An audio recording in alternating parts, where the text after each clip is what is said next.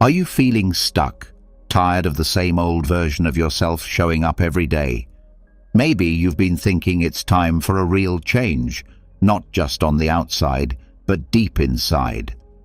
If that sounds like you, then this video might be the turning point you've been waiting for. In this special video, we're going to explore something powerful.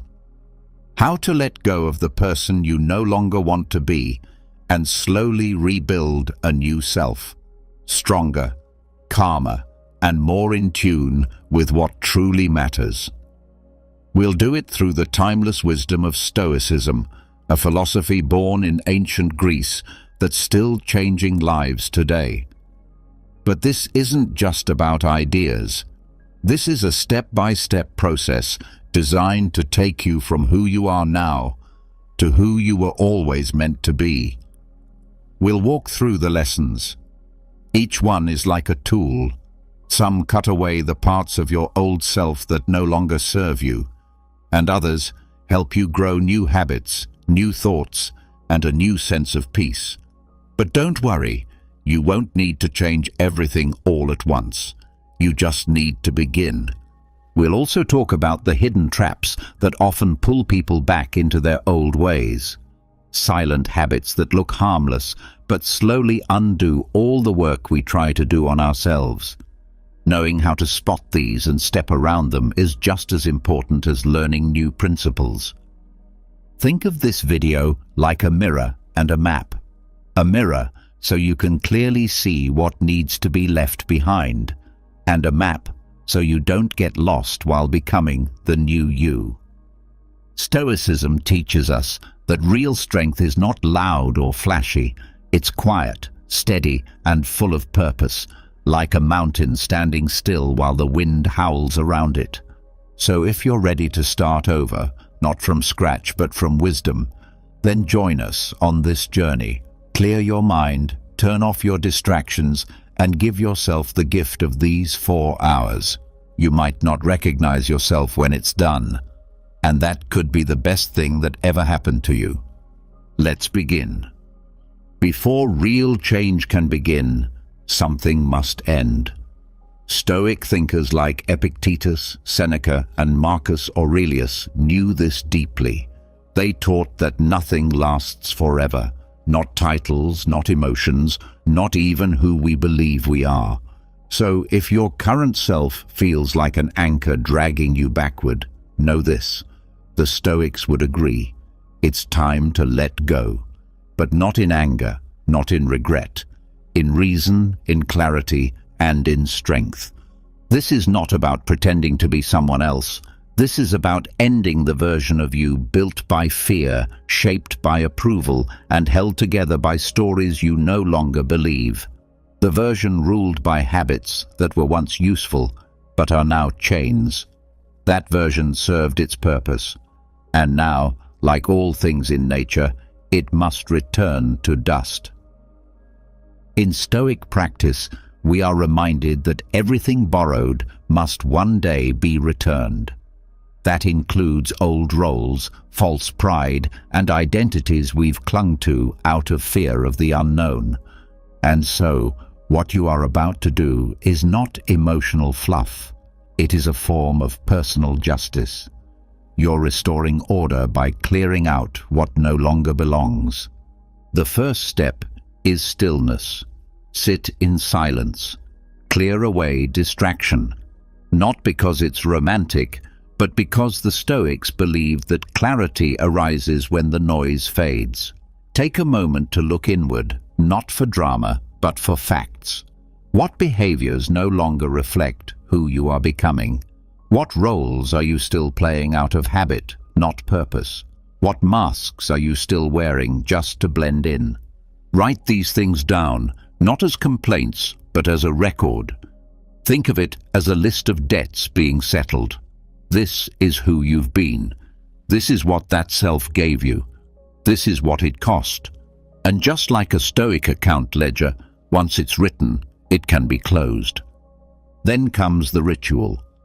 The Stoics were not big on theatrics, but they deeply valued action tied to meaning.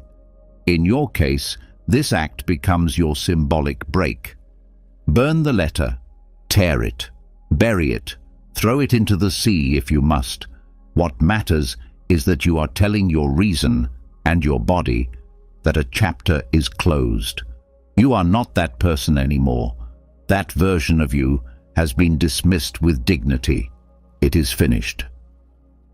During this moment, say something simple, out loud. Even if your voice is soft, you can say, "This is no longer me," or "That chapter is complete," or even, "I accept the ending." Words ground the mind. They give shape to the invisible. Don't rush to fill the silence that follows. The Stoics spoke of ataraxia, a state of inner peace. That quiet space is not empty. It is the beginning of ataraxia. It is a place of becoming. Don't be afraid of it. You're not lost. You're free.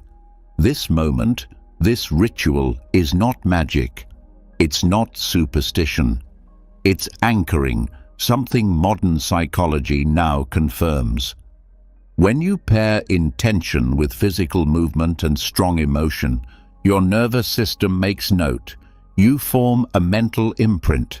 You've given your body a landmark, a philosophical marker that tells it, we don't live there anymore. Even ancient Stoics had versions of this. When Cato would shed a tunic, it was a message. I am not ruled by luxury.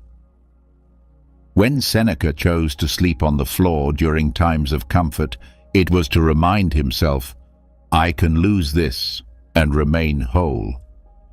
They weren't punishing themselves, they were training themselves to live in truth, not illusion.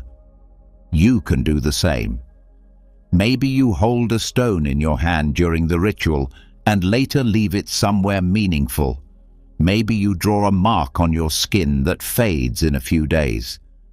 Maybe you remove an item from your space that belonged to the past version of you. The act doesn't need to be complex. It just needs to be real. What matters most is your reasoning.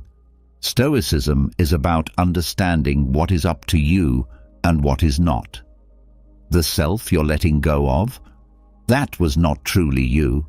It was a collection of responses to fear, to society, to survival. But now you know better. And the Stoics would tell you, when you know better, you must do better. That is living according to reason. When the act is done, you may feel uncertain, empty. That's natural. The mind has lost a familiar shape. But now comes the true Stoic discipline, rebuilding from virtue, not vanity. The Stoics built their lives not around popularity or control, but around 4 things: wisdom, courage, justice, temperance. These are your new building blocks. This is your foundation. So now begin defining your new identity through these values. What does wisdom look like in your everyday choices? Not cleverness, but clarity. What does courage look like? Not loud gestures, but honest action. What does justice mean in how you treat others and yourself? And temperance. How will you practice balance so nothing owns you? Don't worry if the answers aren't clear. The Stoics didn't expect instant mastery. What they practiced was daily alignment. They reviewed their actions. They asked themselves, did I act from virtue today? You can do the same. That's how the new identity is shaped, one disciplined day at a time. You will be tempted to slip back, to wear the old mask again because it's comfortable. But now you have something new, awareness. You've declared the old self dead. You've given it a funeral. To wear it again would be to live in a lie. A Stoic does not trade truth for ease. There will also be people who still treat you like the old version. That's okay. Let them. The Stoic answer isn't to fight for approval. It's to live by principle. Let your actions be your introduction. Let time prove your transformation. And if you fail, if you falter, start again. That's what Marcus Aurelius meant when he wrote, "You have power over your mind, not outside events." You may not control the reaction of others, but you can control your response. You can return to your principles every time. This is what the ritual begins. Not perfection, but a path. You now walk it with more honesty. You have buried what was false. You have honored what helped you. And you've made space for who you must become next. Let this not be a grand performance. Let it be a quiet, firm decision. I am no longer who I used to be. I walk forward now, not with noise, but with resolve. This is how Stoics transformed. And now, so do you. You've done the hard part. You've let the old self go. Not by running from it, but by standing in front of it and saying, "You've served your time." That version of you now belongs to the past. The space is clear. The silence has returned. But now something else begins. Something quieter at first, but far more powerful. The building of a new internal shape. And here's the truth. If you don't choose what comes next, old patterns will. They wait. They don't ask permission. Human nature seeks identity. Always. It looks for roles to play, characters to copy, traits to attach to. If you don't create that with intention, your mind will reach into the past and pull forward the same tired roles, wearing new clothes. That's why the next step matters so much. It's not just about who you want to be. It's about what archetype now leads your life. The Stoics taught that we become what we practice. Our habits shape our soul. They spoke of becoming a philosopher, not in name, but in action. The sage, not by title, but by thought, speech, and behavior. In this same spirit, you now begin the process of stepping into a new archetype. A guiding internal model, chosen not by childhood reactions or past pain, but by wisdom and clarity. This is archetype replacement therapy, and it works not through fantasy, but through conscious embodiment.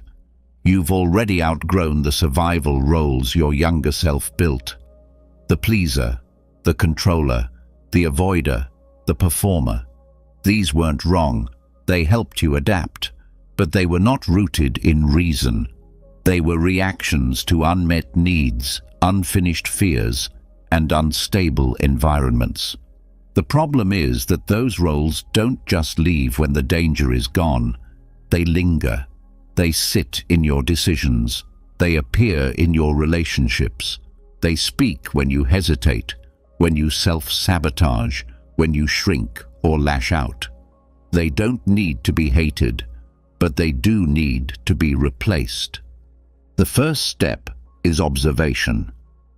Look at the patterns in your life not as mistakes, but as signals.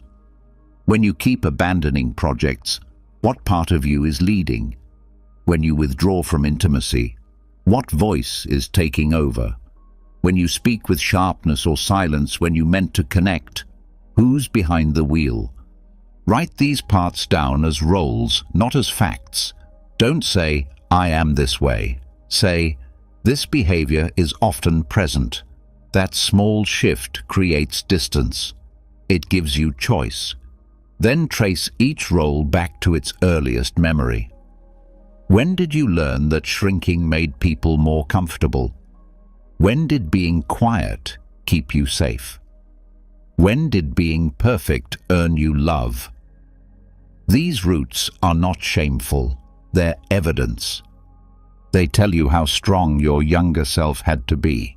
Now, having seen these inner players clearly, you release them. Not all at once, not with force, but with maturity. You say, "I see you, I thank you, but you're not needed anymore. And now, with space made clear again, you ask the deeper question: who is better suited to lead now? This is not about becoming someone fake. It's about choosing a higher version of you that already exists deep inside, one who has simply not been given the chance to lead. Archetypes are not characters you act out. They are structures of energy, habits of being, that shape how you show up in life. The warrior doesn't just fight, they persevere. They act with courage even when doubt whispers. They take action not because they feel ready, but because the mission calls. If your life has been dominated by hesitation, fear, and emotional paralysis, the warrior archetype may serve you now, not in noise or control, but in movement and inner certainty. The sage is calm, deliberate, aware. They respond instead of react. They speak with intention and listen deeply. If your past was full of chaos, reactivity, or emotional swings, the sage brings restoration. They do not chase peace, they become it. The creator brings renewal. They don't escape into fantasy, they build from raw truth. They express what cannot be said in normal language. They turn pain into form. If you've been silenced, neglected, or numbed, this archetype brings color, motion, life. There are many others: the guide, the healer, the leader, the alchemist. But you do not need to take on all of them. In fact, trying to do so will scatter you. Pick one, not based on what sounds cool. Choose based on what your life is asking for. Which internal posture do you need most right now to step into the next version of your life? Once chosen, begin study. This is key. Don't just think about the archetype. Learn from it. What are its values? What behaviors does it choose? What does it tolerate? What does it walk away from? This archetype becomes your new template. You're not imitating someone else. You're aligning yourself with a deeper part of you that has been dormant. Archetypes work best when they are embodied daily, not worshipped from afar. Each morning, check in. Ask, how would the warrior approach today? How would the sage handle this conflict? How would the creator respond to this frustration? You're not acting, you're training. At first, it will feel unfamiliar. That's not because it's fake. It's because you're unused to wholeness. Your nervous system has been conditioned to expect the opposite. But like a muscle, repetition builds comfort. Over time, it becomes natural. You start to walk like that version, speak like that version, think like that version, because now it is your version. Language becomes important here. The way you speak to yourself must reflect this archetype. The Stoics were relentless about internal language. Epictetus taught that what we say to ourselves matters more than what others say to us. If your internal speech is still built around fear, smallness, or apology, the old identity is still whispering. Shift the language, not with fake affirmations, but with clarity.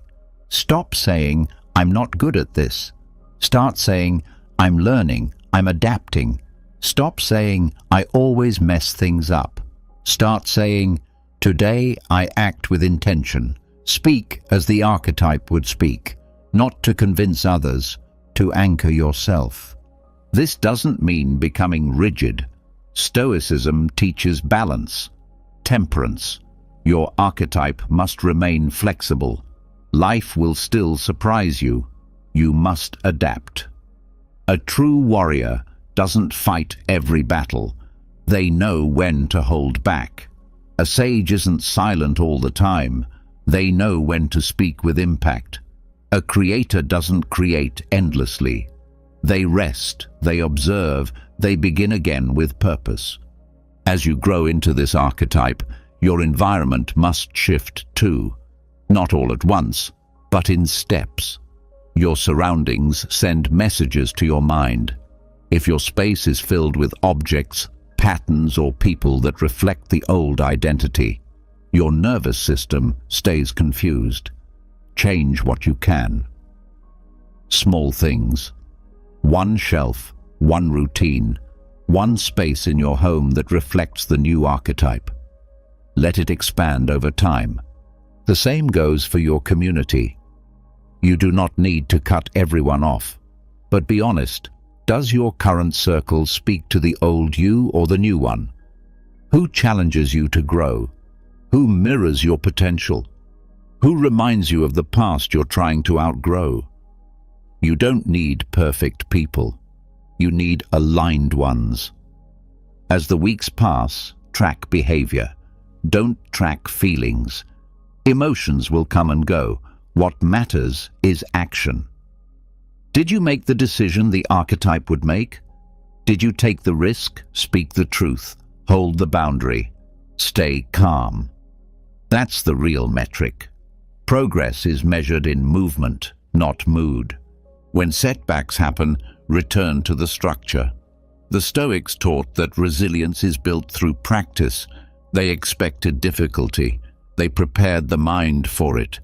When you fall into old patterns, don't collapse. Don't say, "I've failed."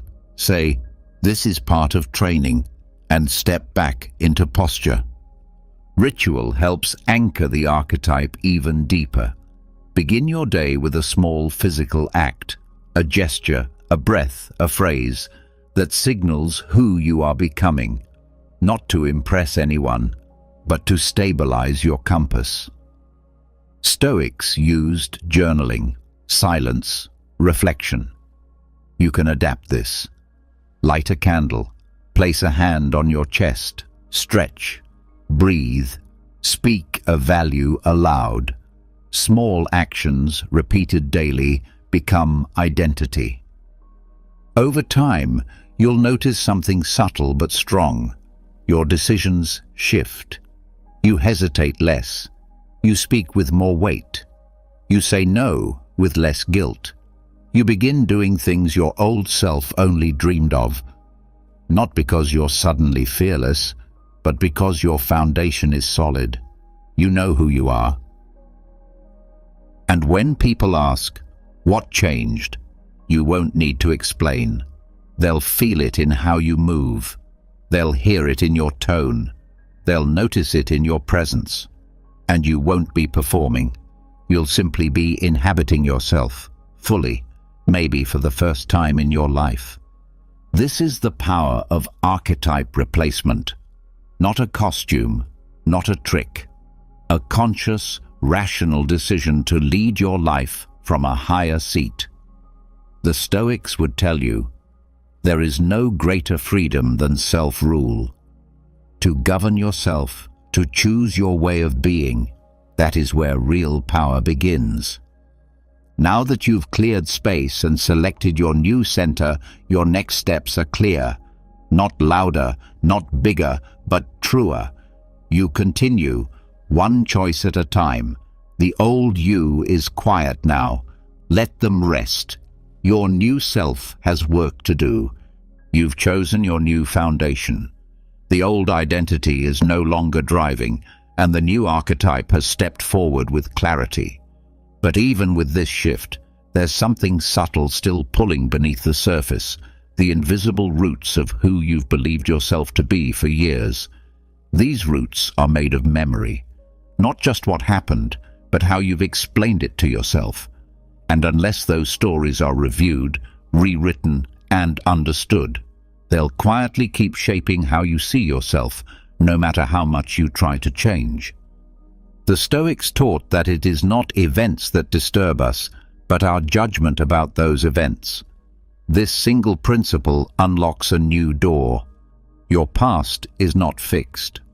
The facts may not change, but the meaning you've given those facts, that's entirely up to you. Most people never question their internal stories. They live their entire lives based on a handful of early experiences that got burned into memory, often shaped by pain, misunderstanding, or fear. And never ask, is this story accurate?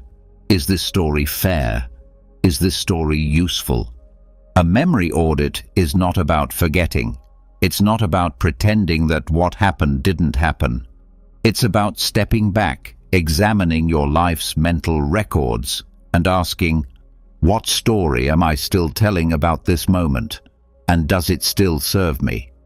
Because whether you realize it or not, every major belief you carry about who you are has a memory attached to it. These memories act like the glue that holds identity together. And unless that glue is checked, cleaned, or replaced, it can keep you stuck. The process begins with attention. Sit down in a quiet space and look closely at your recurring self-talk, especially the ones that begin with, I've always been the, or I could never, or that's just how I am. These are not facts. They're echoes of past moments that need to be revisited. Once you have a few of these thoughts written down, trace them backward.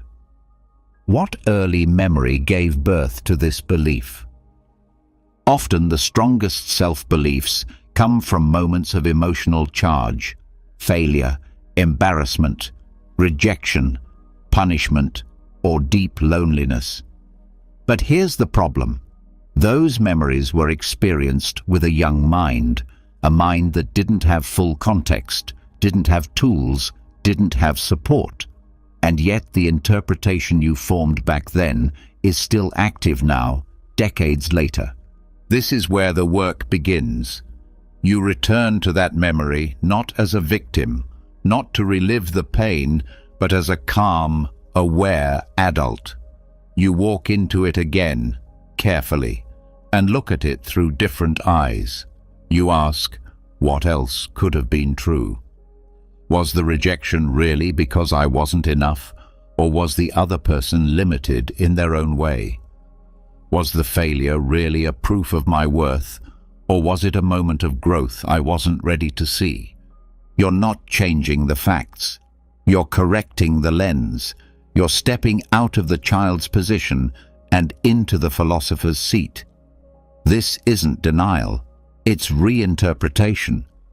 And it's necessary because the brain doesn't store memory like a perfect recording. It stores memory based on emotion and interpretation, which means those stories can be rewritten, if done with care.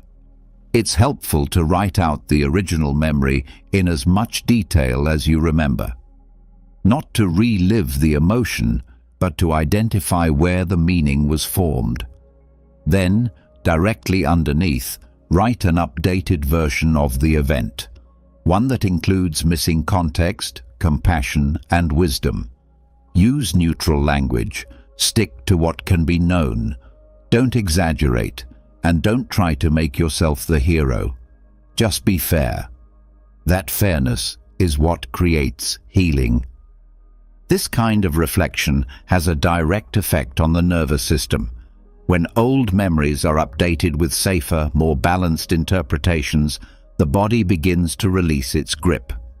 Tension patterns shift, emotional flashbacks decrease, the inner narrative stops looping.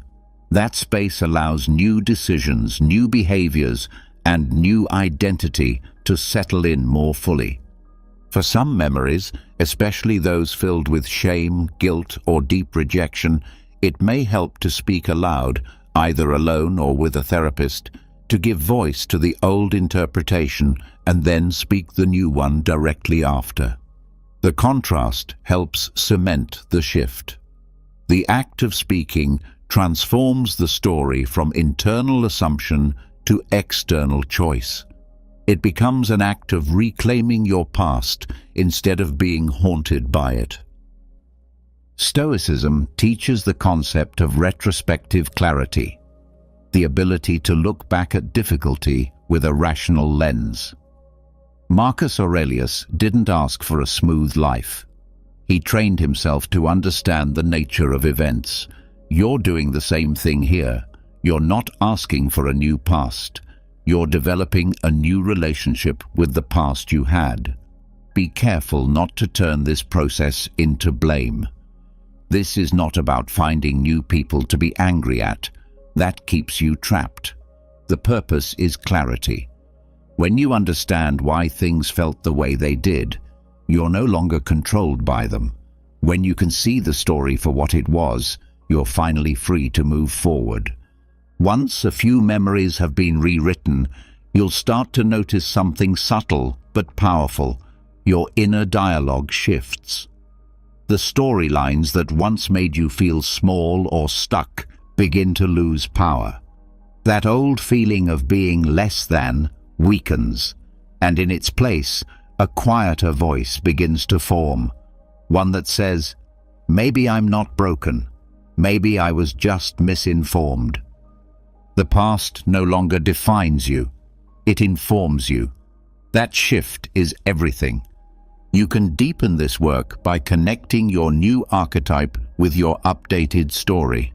For example, if you've chosen the warrior and your memory once told you that you were helpless or weak, then rewriting that memory allows the warrior to take up space inside you more fully. You're no longer contradicting yourself internally. The new self and the new story align. That alignment builds momentum. Some people find it helpful to take the rewritten version of a major memory and turn it into a small personal statement. Not a quote or affirmation, but a reminder of what's now true.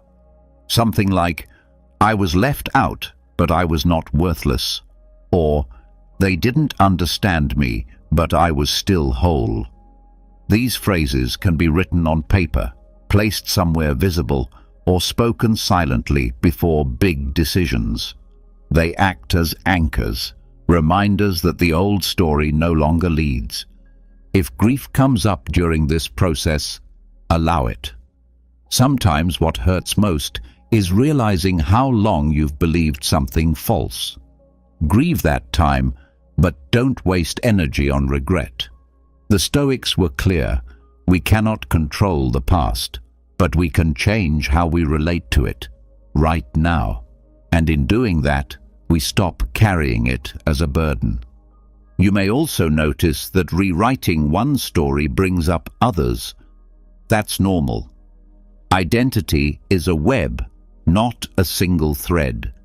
Each belief is tied to others. Don't rush to do it all at once. Go one layer at a time. Stay present. One clean story, written with care, is more powerful than 10 rushed edits. To track your progress, notice your behavior. Are you reacting less? Are you speaking with more honesty? Are you no longer avoiding situations that used to trigger fear or shame? These are signs the story has changed at a deeper level. You don't need to feel inspired. You need to see movement.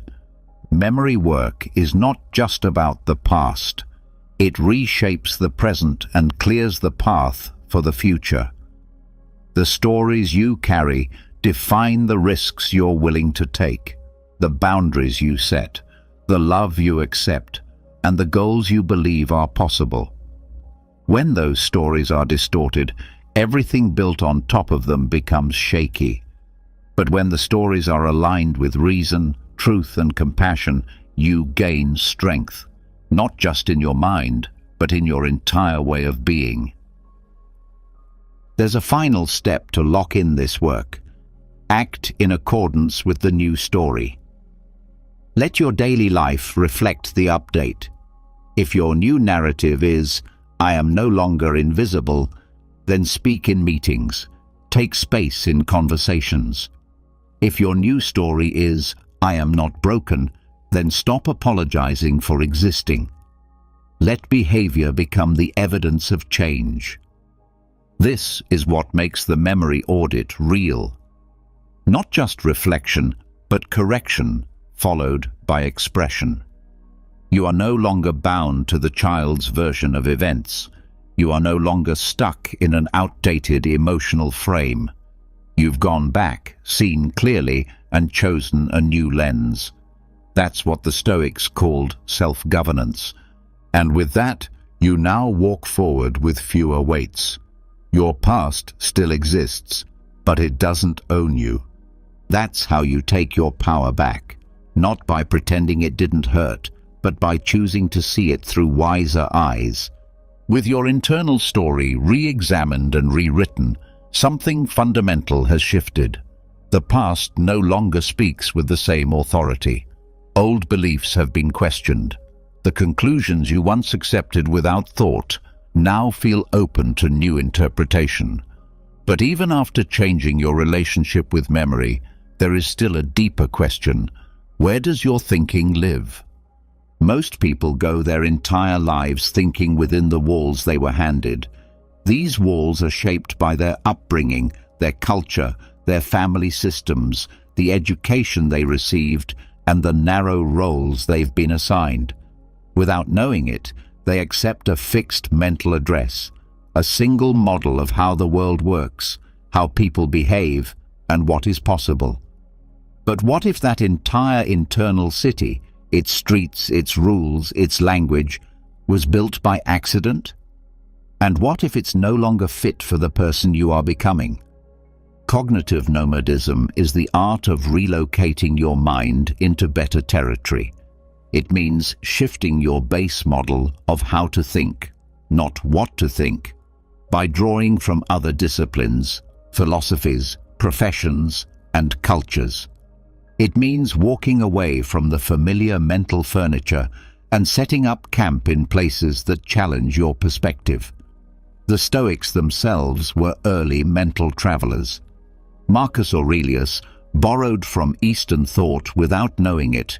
Epictetus layered Socratic thinking into his core practices, and Seneca absorbed lessons from places and people far beyond his Roman station. They didn't build thought systems to feel safe. They built them to become strong. This type of mental relocation starts by identifying your default. What model do you currently use to solve problems? What do you assume about people, about failure, about time, success, conflict, self-worth?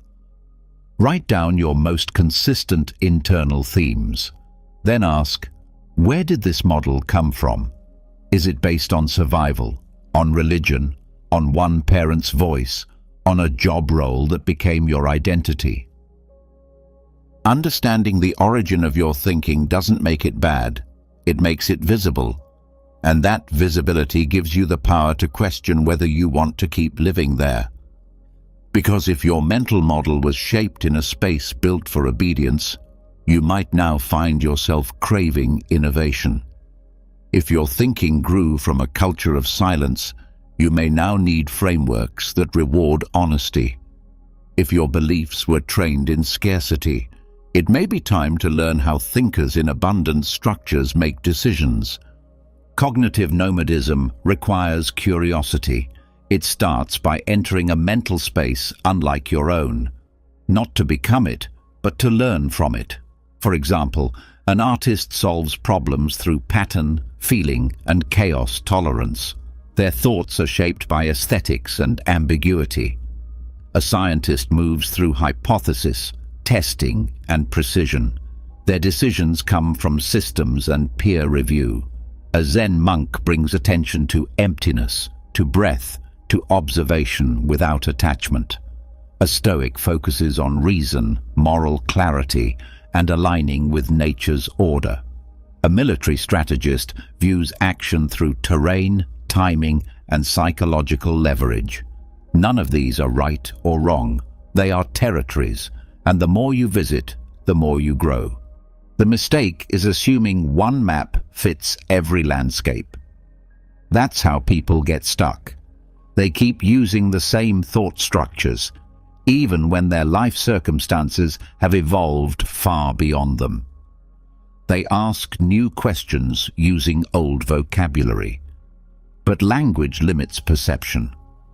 If you've only ever seen things in black and white, you will misjudge every shade of grey.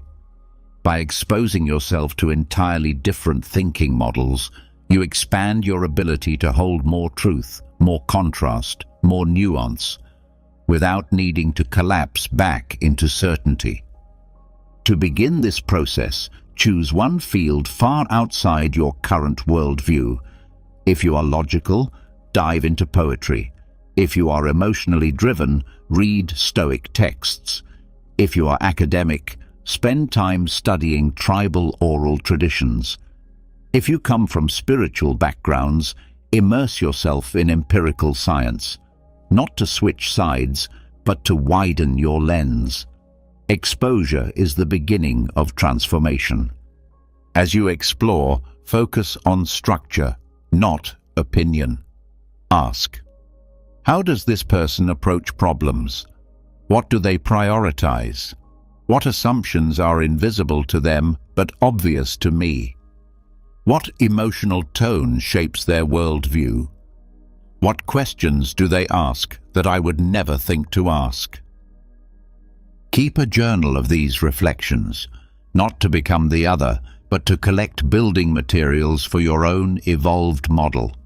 Over time, you start constructing a mental city that's more diverse, more resilient, more intelligent, because it's not made of one single worldview.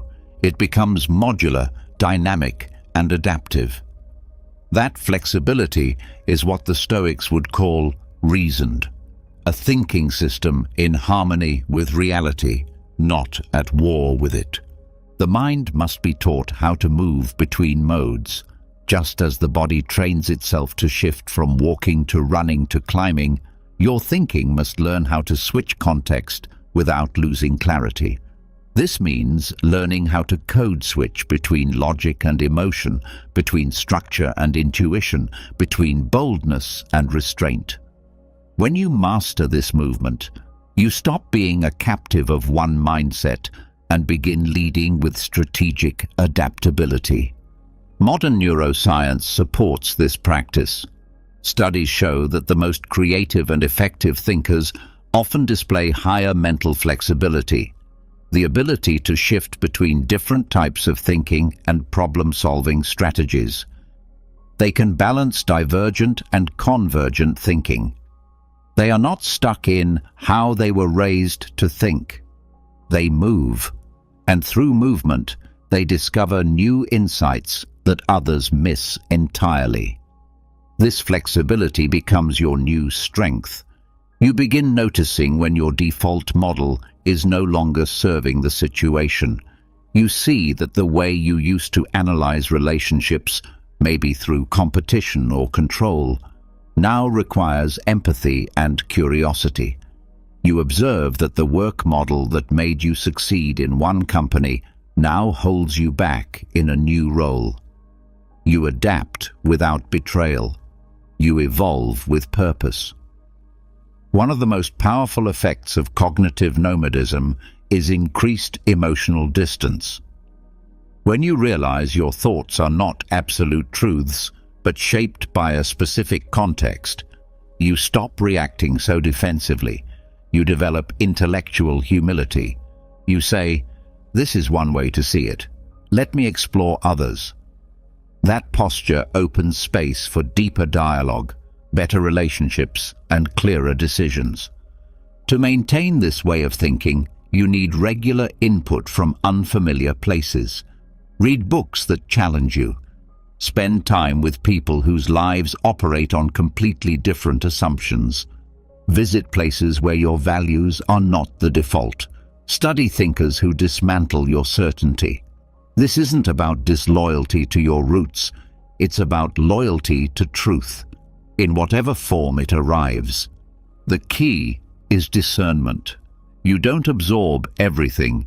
You observe, test, adapt. Like a craftsman in a global market, you pick the best tools from many cultures. You assemble them with care. You don't become fragmented. You become resourced. That's the difference between shallow novelty and deep integration. Over time, you'll begin to notice that your thoughts carry more precision, more range. When conflict arises, you don't collapse into panic. You scan for perspectives. You pause. You respond from a model that fits the moment, not just the one you were given at birth. That's freedom. The Stoics called this living in accordance with nature. Nature, to them, was not just trees and rivers. It was the structure of things, and to live well meant to align your reason with reality, not with custom or impulse. Cognitive nomadism aligns perfectly with this. It teaches you to question whether your current mental habitat matches your reality. If not, move. Build again. Live better. Eventually, this way of thinking becomes normal. You stop needing to defend a single model. You stop being surprised by change. You develop mental citizenship in many places. And like any well-traveled soul, you carry stories, lessons, tools, and a deep respect for difference. You become more than your origin. You become capable of leading not just yourself, but others. Your inner world begins to reflect this growth. Conversations become richer. Creative ideas arrive more frequently. Confusion turns into curiosity. And rather than reacting to every problem with a fixed set of tools, you ask, which model fits best here? That question alone can save years of wasted effort. This is not complexity for the sake of ego. It's simplicity earned through exploration, because the more models you've walked through, the more clearly you see what matters. You become harder to deceive, not because you're cynical, but because you've seen too many lenses to believe only one. To conclude this movement, anchor the lesson with action. Choose one decision you've been struggling with. Now, approach it through 3 different mental models: a Stoic philosopher, a systems engineer, and an artist. What does each version prioritize? What does each version avoid? What does each version teach you? Don't choose the answer based on comfort. Choose it based on clarity. That's how thinking grows. That's how transformation becomes intelligence. Now that you've broken free from the old structures of thought, your mind is more open, flexible, and alert. But even with a new cognitive landscape, something deeper still waits in the background, not in your logic, but in your emotion.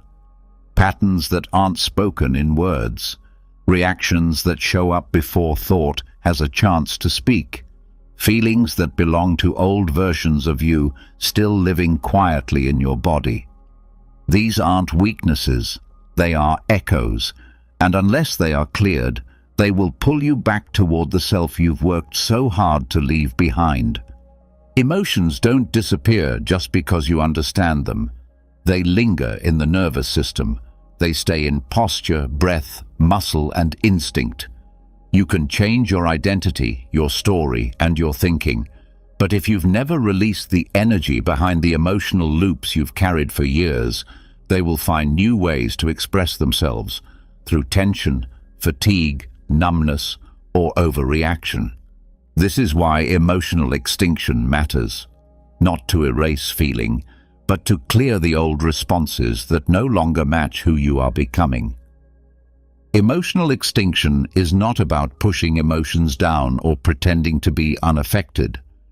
It is a conscious and controlled confrontation with the emotional weight you've stored without release. It is the difference between a wildfire and a planned burn. One destroys, the other clears space for new life. Begin by recognizing your patterns, not through judgment, but with attention. When do you overreact to minor things? What triggers you consistently in ways that don't make sense to others? What situations bring a surge of fear, anger, guilt, or sadness that seems larger than the moment? These are not random. They are emotional leftovers, unprocessed memories, unresolved shame, quiet grief, or denied rage. Once identified, These patterns must be named, not by over-analyzing, but by anchoring. For each repeated emotional response, write down a sentence that describes its typical voice. For example, I get ignored and I feel small and furious. Or, I get blamed and I shut down completely. Then ask yourself, when did this first begin? You're not trying to trace every detail, but to locate the original emotional blueprint. The body remembers what the mind forgets. You may not recall the exact moment something started, but your nervous system will. Pay attention to what your body does when you think about certain events, people, or moments. If your chest tightens, your breath shortens, your muscles clench, or your eyes sting, that's your signal. That's a portal. The Stoics taught that we cannot control what comes to us, but we can control how we relate to it. That means you don't need to get rid of the emotion. You need to face it differently. That begins with containment. Choose a safe space, physical, emotional, and mental. No distractions, no interruptions. Set a clear intention to release what no longer serves. This is not therapy. This is personal integration. Inside this space, give the emotion room to surface. Don't chase it. Don't resist it. Just allow it to rise. Use breath to stay grounded. Inhale deeply. Hold. Exhale slowly. Let the emotion come up like a wave. Your job is not to explain it. Your job is to stay with it without flinching. This is the storm. This is the burn. Some people find it helpful to express through the body. Shaking, crying, deep sighing, movement, these are not signs of weakness. They are signs that the nervous system is releasing. Controlled exposure leads to transformation. If the energy feels too strong, pause, regulate, then continue. The point is not to relive trauma. It is to witness the part of you that carried it without release. Once the emotion has passed its peak, bring in awareness. Ask, what truth is this emotion pointing to that I haven't allowed myself to feel? Anger often hides powerlessness. Sadness often hides unmet needs. Fear often hides old betrayals. You are not your emotion. You are the observer of the signal, and the signal is information. As the energy fades, bring in completion. Not by replacing the emotion with something forced, but by acknowledging what has changed. Say aloud or write down, this emotion came from a version of me that needed protection. I thank it, and I release it now. The body hears this. The psyche hears this. The process settles. Over time, you'll begin to notice that the same triggers hit with less force. The emotional sting softens. Your recovery time shortens. This is how extinction works, not by deleting memory, but by separating emotion from identity. You're no longer run by it. You're no longer fused with it. To support this, develop a simple recovery ritual. After an emotional storm, do something grounding. Take a walk. Place your hand on your chest. Drink cold water slowly. Hum or listen to slow rhythms. These behaviors help signal to your nervous system that the threat has passed. Without this signal, your body may stay activated even after the emotion ends. One of the most important parts of this work is neutrality. Emotions are not moral. They are messengers. They aren't good or bad. They are signals of inner meaning, inner wounds, inner needs. The Stoics never said, "Don't feel." They said, "Don't be ruled." And that is the difference you are now learning to live. Do not confuse numbness with peace. Many people suppress their emotions so deeply that they no longer feel intensity. but they are still ruled by those emotions through avoidance, distraction, or disconnection.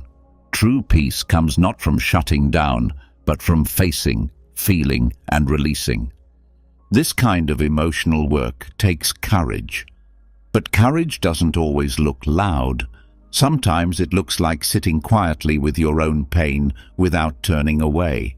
Sometimes it looks like breathing deeply instead of reacting. Sometimes it looks like whispering to yourself, "I survived. I'm safe now." The more you practice this, the more you'll realize that emotional storms are not your enemy. They are your teacher. They show you where the self was frozen. They reveal where your boundaries were broken. They teach you what still needs care, and through that attention, they loosen their grip. Eventually, emotional extinction becomes a natural part of your inner life. When a strong feeling arises, you recognize it. You pause. You feel it. You learn from it. And you let it go.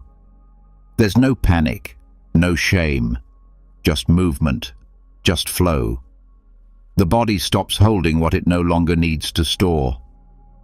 This makes room for clarity, decision, and stability. When the body is not overwhelmed by suppressed emotion, the mind sharpens, the voice steadies, the heart becomes more available, relationships shift, self-trust returns, energy rises, and all of it is real, not from pretending, but from processing. What you've done through this practice is clean your emotional terrain.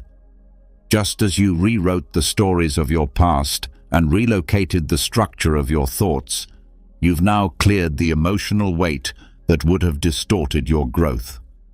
What you carry forward now is lighter, truer, and more aligned. With emotional weight no longer clouding your system, clarity begins to return. You're no longer reacting from pain that lives under the surface. You're making space. But now that you're no longer driven by suppressed feeling, you're ready to face something even more challenging, something that hides in plain sight. These are not emotional habits, not memories, not trauma responses. These are the beliefs you've accepted as facts, the knowledge you've built your identity on, the systems of thought you were taught to trust without question. These are the quiet rules that have governed you for so long, you've forgotten they were ever optional. This is where unlearning begins. Most people think growth is about adding more knowledge, more insight, more strategies. But there's another side to the process. The Stoics understood this well. They believed that much of human suffering came not from ignorance, but from clinging to ideas that were either incomplete or entirely false. Seneca often warned against the opinions of the crowd, urging the seeker to step away from inherited assumptions. Marcus Aurelius repeated the reminder that truth is simple, and that much of what we accept without thinking is simply noise from other people's confusion. Unlearning is the process of deliberately dismantling what you've accepted as true, but never fully examined. It means letting go of certainty. It means questioning beliefs that used to keep you safe. It means being willing to drop conclusions that helped you survive, but are now holding you back from evolving. It starts with identifying which beliefs feel rigid. These are the ideas that provoke resistance when challenged, the thoughts that feel like rules, the "this is just how I am" statements, the "that could never work" assumptions.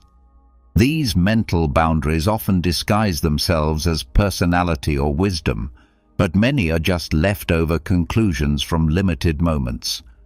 To unlearn, begin by writing down some of the core beliefs that shape how you live. Go beyond what you say publicly. Get honest. What do you assume about people, about money, about love, about success, about yourself, about failure? Look at the places where you've hit a wall. What patterns repeat?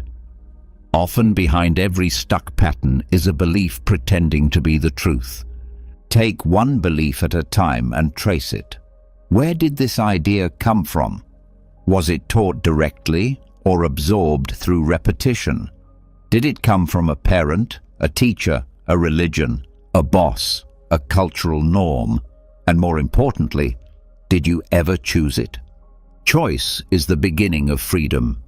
You cannot unlearn something until you recognize that it was learned, and everything learned can be questioned. Once you've traced the origin, test it. Ask whether the belief is universally true. Could someone else live by the opposite belief and still live well? If so, your belief is not a law, it's a lens. And if it's a lens, it can be changed. But don't stop at the surface. Go further. Ask, what behavior has this belief created in my life? What relationships has it shaped? What chances has it stopped me from taking? What goals has it told me are out of reach? The consequences of a belief will often tell you more than its content. Some beliefs you'll find are outdated. They served a purpose once. Maybe they were protective. Maybe they kept you in alignment with a group, but now you've outgrown them. Others you'll find were never truly yours to begin with. They were installed before you had the capacity to think critically. That's not your fault, but keeping them is your responsibility. Unlearning doesn't require hatred or rebellion. It requires calm removal. You don't need to fight the old belief. You need to see through it. When you recognize that an idea is just that, an idea, not reality, it begins to lose its power. This clarity creates a gap. In that gap, you have a choice.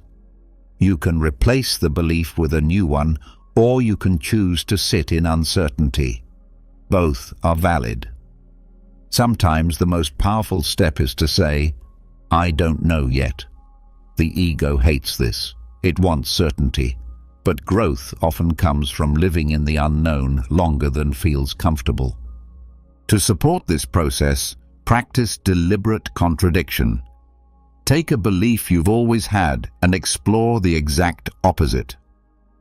If you've always believed vulnerability is weakness, spend time reading or listening to thinkers who argue it's a strength. Not to agree immediately, but to challenge your automatic reaction. Exposure to opposing thought creates mental flexibility. Over time, this flexibility leads to deeper discernment.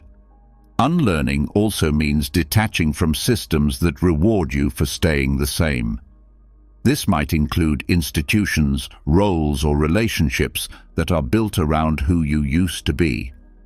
These systems may resist your change. They may subtly punish your shift. This doesn't mean you need to destroy them, but it does mean you need to stop letting them define what's true for you. One of the more difficult aspects of unlearning is identity loss. You may feel adrift, like you don't know who you are without certain beliefs. This is part of the process. You are not falling apart. You are shedding a mental costume that no longer fits. The discomfort is temporary. The space it creates is permanent. To stabilize yourself, return to values. Even as you release beliefs, you can remain anchored in principles. The Stoics did this constantly. They questioned everything outside of virtue. Everything beyond wisdom, justice, courage, and self-restraint was up for examination. You can do the same. Let values guide your questioning. If a belief leads you away from peace, humility, and action, challenge it. Another layer of unlearning involves assumptions about knowledge itself. Most people equate more information with better understanding. But too much information, unfiltered, creates confusion. True wisdom comes not from collecting endless input, but from distilling what matters. This means you may need to unlearn your addiction to information. You may need to stop confusing stimulation with depth. Try this. go one day without seeking new input. No podcasts, no books, no scrolling for advice. Instead, sit with what you already know and ask, what here still feels true? What here still holds weight when tested? What here has become noise? This practice strengthens your inner compass. It shifts your dependence from outer voices to inner clarity. That's not arrogance. That's integration. It means you begin to trust your reasoning, not because it's always right, but because it's being tested, cleaned, and sharpened through real attention. Unlearning as a skill also requires humility. You will be wrong. You will hold on to things longer than you should. You will resist letting go of ideas that make you feel safe. That's natural. But each time you release one, you grow stronger. You don't become emptier. You become more open, more precise, more aware. There is no final destination in this process. You will continue to unlearn throughout your life. The moment you believe you've found permanent truth, you've likely stopped growing. The Stoics warned against pride in understanding. They believed in discipline, in effort, and in regular examination. You don't need to be perfect. You need to stay awake. As you continue this path, you may start to rebuild, not in a rush, not because you must, but because some beliefs do serve your highest self. These new beliefs are earned.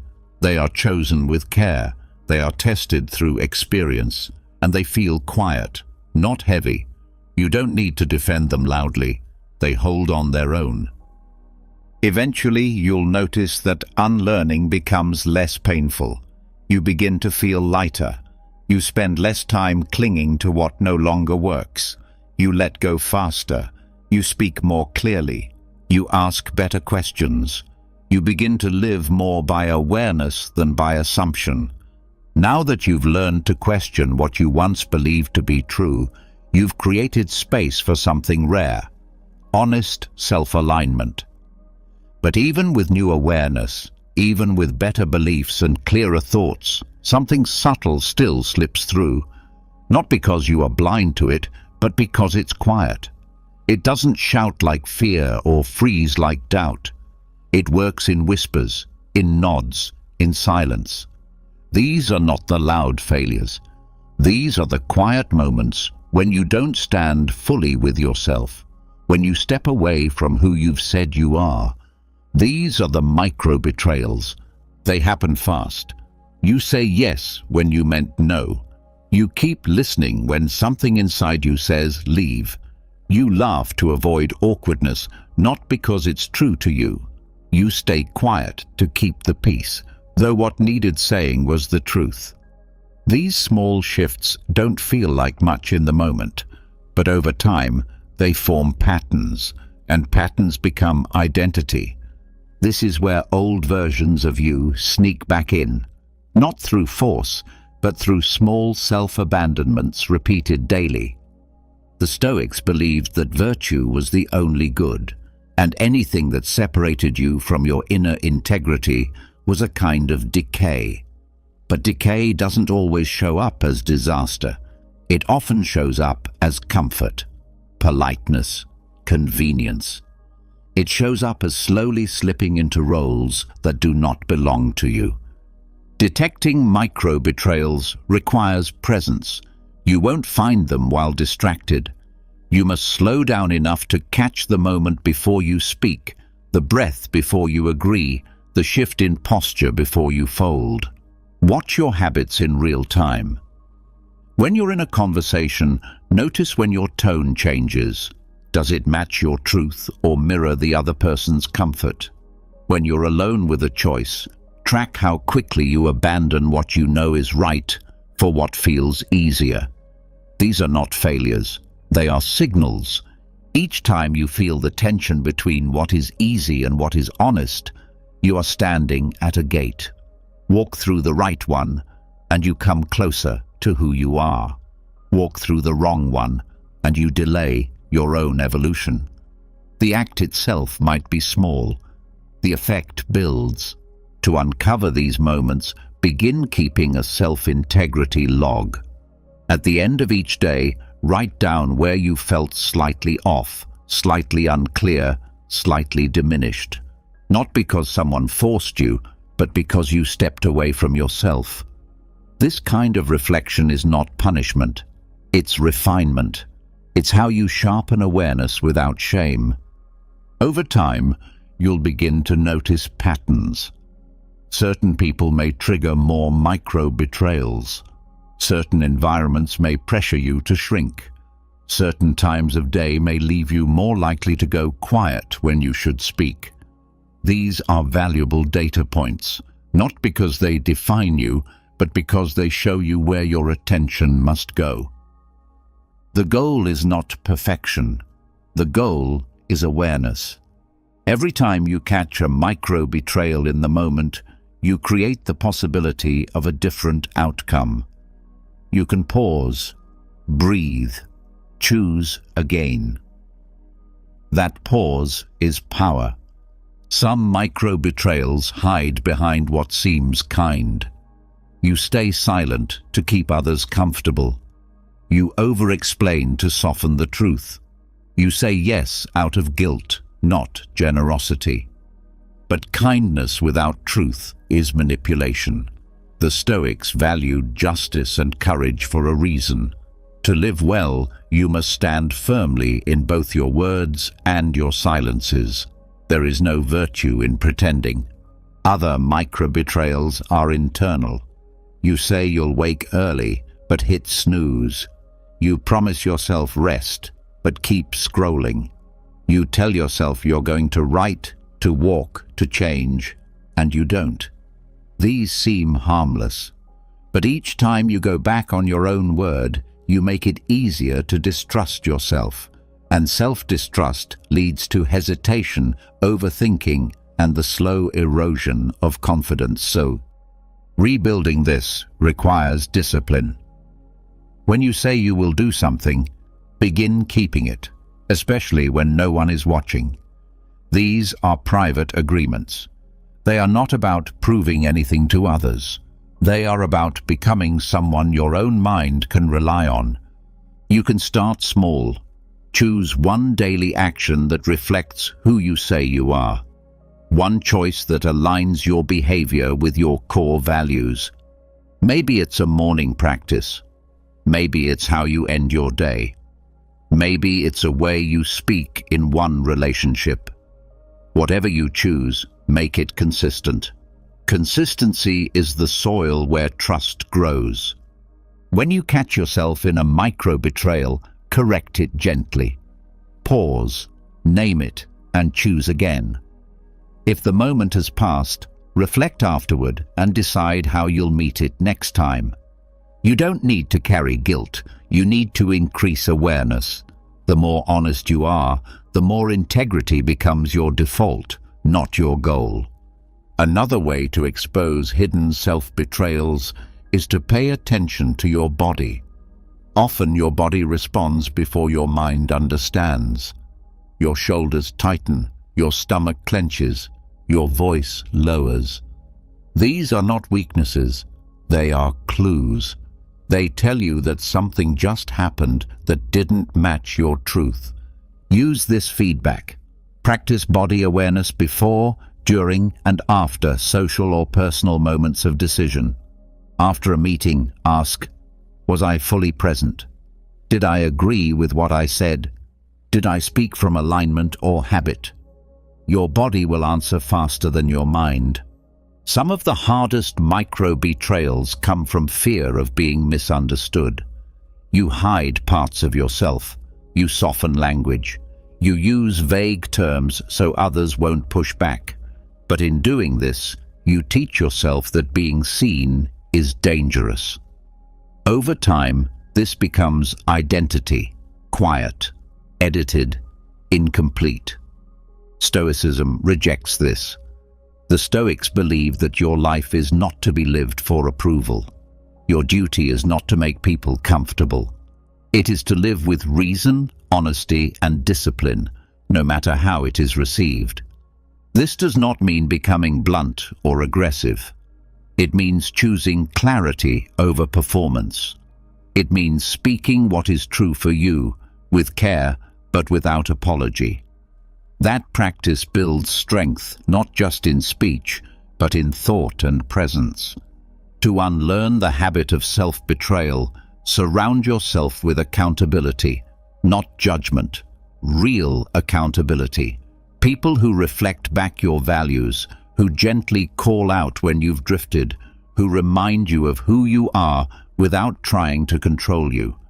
The presence of these people can reveal more than any journal, because when you are seen clearly by another, it becomes harder to betray yourself. Also be careful of environments that reward self-abandonment. Workplaces, social circles, family systems that ask you to shrink, twist, or hide will make micro-betrayals feel normal. They will train you to confuse compliance with maturity. The more often you accept this, the more distant your real self becomes. It takes strength to stand in a room and not perform, to stay steady when others shift, to say no without needing to explain. This strength is not loud, it's quiet. It lives in posture, in breath, in presence. But it only grows when you stop rehearsing false roles. When you begin catching and correcting micro-betrayals, something profound happens. You begin to feel clean, not in a moral sense, but in an energetic one. You stop carrying so much tension. You start speaking faster because you're no longer filtering for safety. You sleep deeper. You feel more awake during the day. Your relationships feel lighter even when they're hard. And your decisions carry weight, not because you force them, but because they come from someone fully present. This is the path of alignment, not perfection, not performance, but truth, quiet, steady truth. And every time you walk it, you strengthen the core of the new self you've been building since the beginning of this journey. You've learned to notice when you quietly step away from your truth. You've seen how tiny compromises keep you tethered to who you no longer are. Now it's time to face the deeper choice. Will you allow those patterns a way back in, or will you remove the exit altogether? There comes a point in every transformation where commitment must be made permanent, not through words, not through plans, through action, through consequence, through the kind of movement that makes return impossible. That's the step in front of you now. The idea is simple. You cannot build the next version of yourself while keeping a safe path to the old one. At some point, you must close the escape routes. Not to trap yourself, but to free yourself from hesitation. The Stoics understood this well. They believed the only real freedom comes from clarity and decision. You choose your principles and you act in full alignment with them. You do not flirt with the past. Creating no-way-back systems means engineering your life so the old self has no room to return. This is not about dramatic gestures. It's about making deliberate, irreversible choices that shift your environment, your obligations, and your structure in a way that makes regression more painful than progress. The phrase comes from ancient war tactics. Leaders would burn their own ships after landing in enemy territory, so their armies had no way to retreat. That level of commitment changes behavior. It removes the question of whether to keep going. You keep going because there is no alternative. The first step is identifying what you usually go back to when things get hard. Everyone has a fallback. It might be a place, a person, a behavior, a routine, or a thought loop. It might be overthinking. It might be performing. It might be hiding. These are your comfort strategies. They feel like relief, but they are only distractions that delay your growth. Once identified, begin to dismantle the pathways that keep these fallbacks available. If you return to certain digital habits when you feel uncertain, remove the access. If you run to relationships that keep you in familiar emotional cycles, create clear boundaries. If your old patterns are tied to physical spaces, change your location, even if only temporarily. What matters is that you remove the ability to just slide back in. This does not require violence. It requires precision. The point is not to punish yourself for having a past. The point is to show your nervous system that you are no longer that person, and you're not available to become them again. Another approach is to use public commitment. Declare your direction clearly and make it visible. Share your goals or changes with someone whose opinion you value. This doesn't mean performing your growth. It means adding consequence to your decisions. When others know where you stand, returning quietly to your past habits becomes more difficult. You've created a witness. You can also apply pressure through financial investment.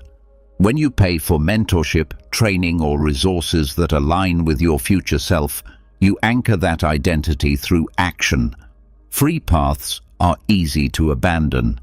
Paid paths create commitment. The investment becomes a reason to keep going when energy fades. This is not about materialism. It's about designing a life where your new identity has leverage. Another tactic is time blocking for identity. Instead of scheduling tasks, schedule identity-based actions. Don't just say, "I'll work on this project." Say, "From 9 to 11, I act as the version of myself who does not delay what matters." Your calendar becomes a contract. Your time reflects your commitment to the person you've chosen to become. This removes the friction of having to make new decisions every day. The structure makes the decisions for you. To increase the effect, remove triggers of the old self. Identify specific songs, objects, clothes, foods, or settings that mentally pull you back into previous states. You don't need to hate them. You just need to stop giving them space in your daily environment. Replace them with symbols, sounds, and tools that reinforce your future. The smallest change in your sensory world can influence the way you think and act. Your digital world also matters. The accounts you follow, the content you absorb, the messages you let into your inbox, all of these shape your state. Unfollow anything that keeps you tied to who you were. Subscribe only to what lifts, challenges, or steadies the person you're becoming. Digital hygiene is mental hygiene. One of the strongest no-return systems is changing your role in relationships. Many people regress not because they lack discipline, but because they are still seen through the eyes of people who knew their past self. When you stay in relationships that reward your former patterns, your growth becomes a constant uphill climb. Sometimes the solution is not to leave the relationship, but to reintroduce yourself. Set a new tone. Speak differently. Act from your new values. Don't wait for approval. People adapt to your self-respect, or they fall away. In cases where people will not allow you to grow, distance is not cruelty. It is wisdom. The Stoics believed that your first duty is to your inner world. If a connection damages your alignment, it must be reevaluated. Not from resentment, from clarity. Cutting ties when necessary is not a betrayal. It is a declaration that your future matters. Creating no-way-back systems also means removing the mental exit signs. This includes fantasies about the past, romanticizing what was familiar, or entertaining the idea that maybe it wasn't so bad. The mind often softens memory when facing challenge. Remind yourself why you left. Keep written records of what those patterns cost you. When your discipline fades, read them. Let the facts speak louder than nostalgia. One technique that works well is building identity anchors. These are small daily actions that symbolize your future self. Done consistently, they become a ritual that reminds your system. We don't go backwards. They might be as simple as the way you start your morning, how you prepare a meal, or how you close the day. The action itself doesn't matter. The meaning behind it does. You can also use visual design to reinforce the break. Place written commitments in your space. Use phrases, images, or objects that signal who you are becoming. These are not decorations. They are reminders. They help orient you in moments of doubt. Your environment becomes a mirror that reflects your new direction. When it comes to deeper change, irreversible action is one of the most powerful forces. This might look like ending a contract, quitting a job, or saying a final goodbye. These moves should never be made impulsively, but when made from clarity, they remove indecision. They force adaptation. They create the pressure needed for real change. When you can no longer return, the only way is forward, and forward is where your future lives. Designing your life with no way back also means mastering the skill of deliberate closure. Leave things clean. Say the thing you were holding back. Apologize where needed. Forgive where possible. The past has less pull when it has no open loops. Closure doesn't require a perfect ending. It requires your own full presence and decision to release what is done. This process also includes your internal voice. If your mind still speaks with the tone of your old identity, doubtful, hesitant, self-critical, you must retrain it. Each time an old voice returns, pause and replace it with the voice of the self you're building. This is not delusion. This is direction. You are choosing which signal becomes dominant. Repetition makes it real. Over time, your no-return systems begin to replace willpower.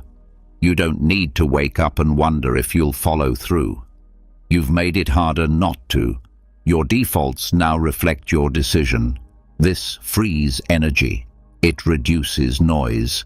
And it allows you to use your willpower for deeper creation, not just survival. You'll also begin to notice that the people who meet you now don't know your former self. They respond to the version you're living. This becomes another anchor. When someone reflects back your growth, it reinforces the path. Let these moments land. They are evidence that the change is not just internal, it's visible. But most importantly, understand this. Burning the boats is not about making dramatic sacrifices.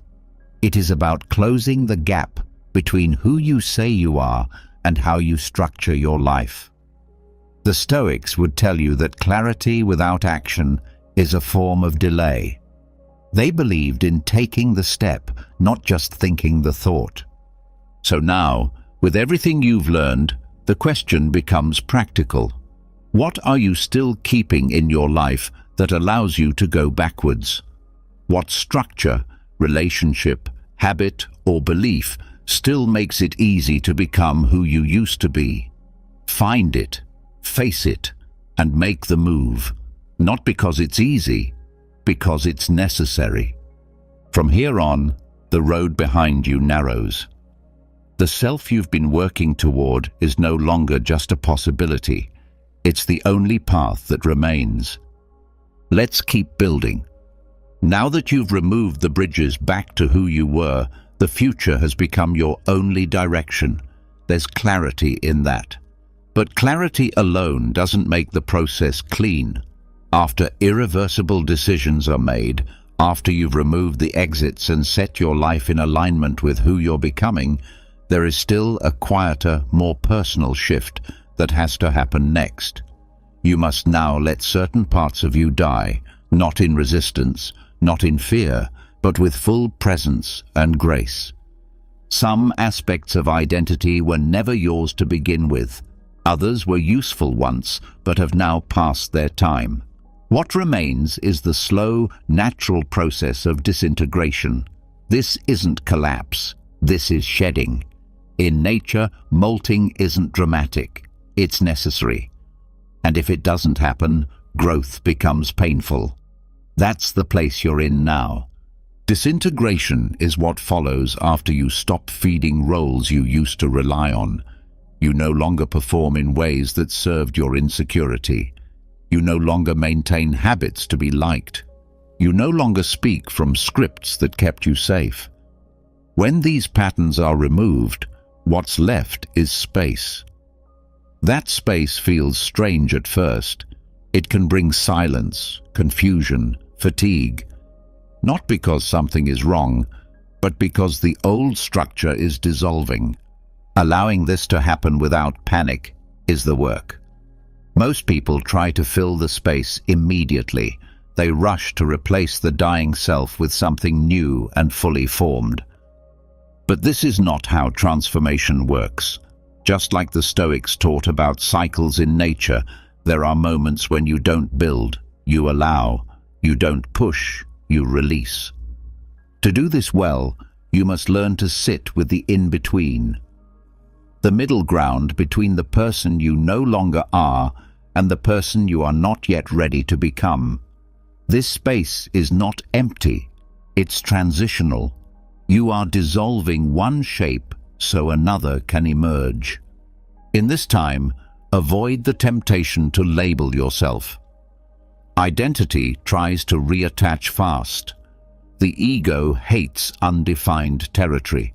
You may feel the pull to declare a new title, to explain yourself, to reclaim certainty. But rushing into a new identity too quickly only builds another shell around fear. What's needed is patience. The body will also speak during this process. You may feel emotionally neutral one moment and deeply unsettled the next. That's part of the release. Stored emotions from the old self begin surfacing as the container they lived in breaks down. Let them move. Don't assign meaning to every wave. This is not regression. This is release. Create daily practices that support disintegration. Silence is one of the strongest tools. Give yourself moments each day where no input is coming in, no screens, no sound, no problem solving, just breath, stillness, and space. This allows the nervous system to recalibrate. It teaches you that presence does not require definition. Another useful practice is grounding in the body. When identity begins to shed, the mind looks for something to hold. Let that be your breath. Let that be your physical senses.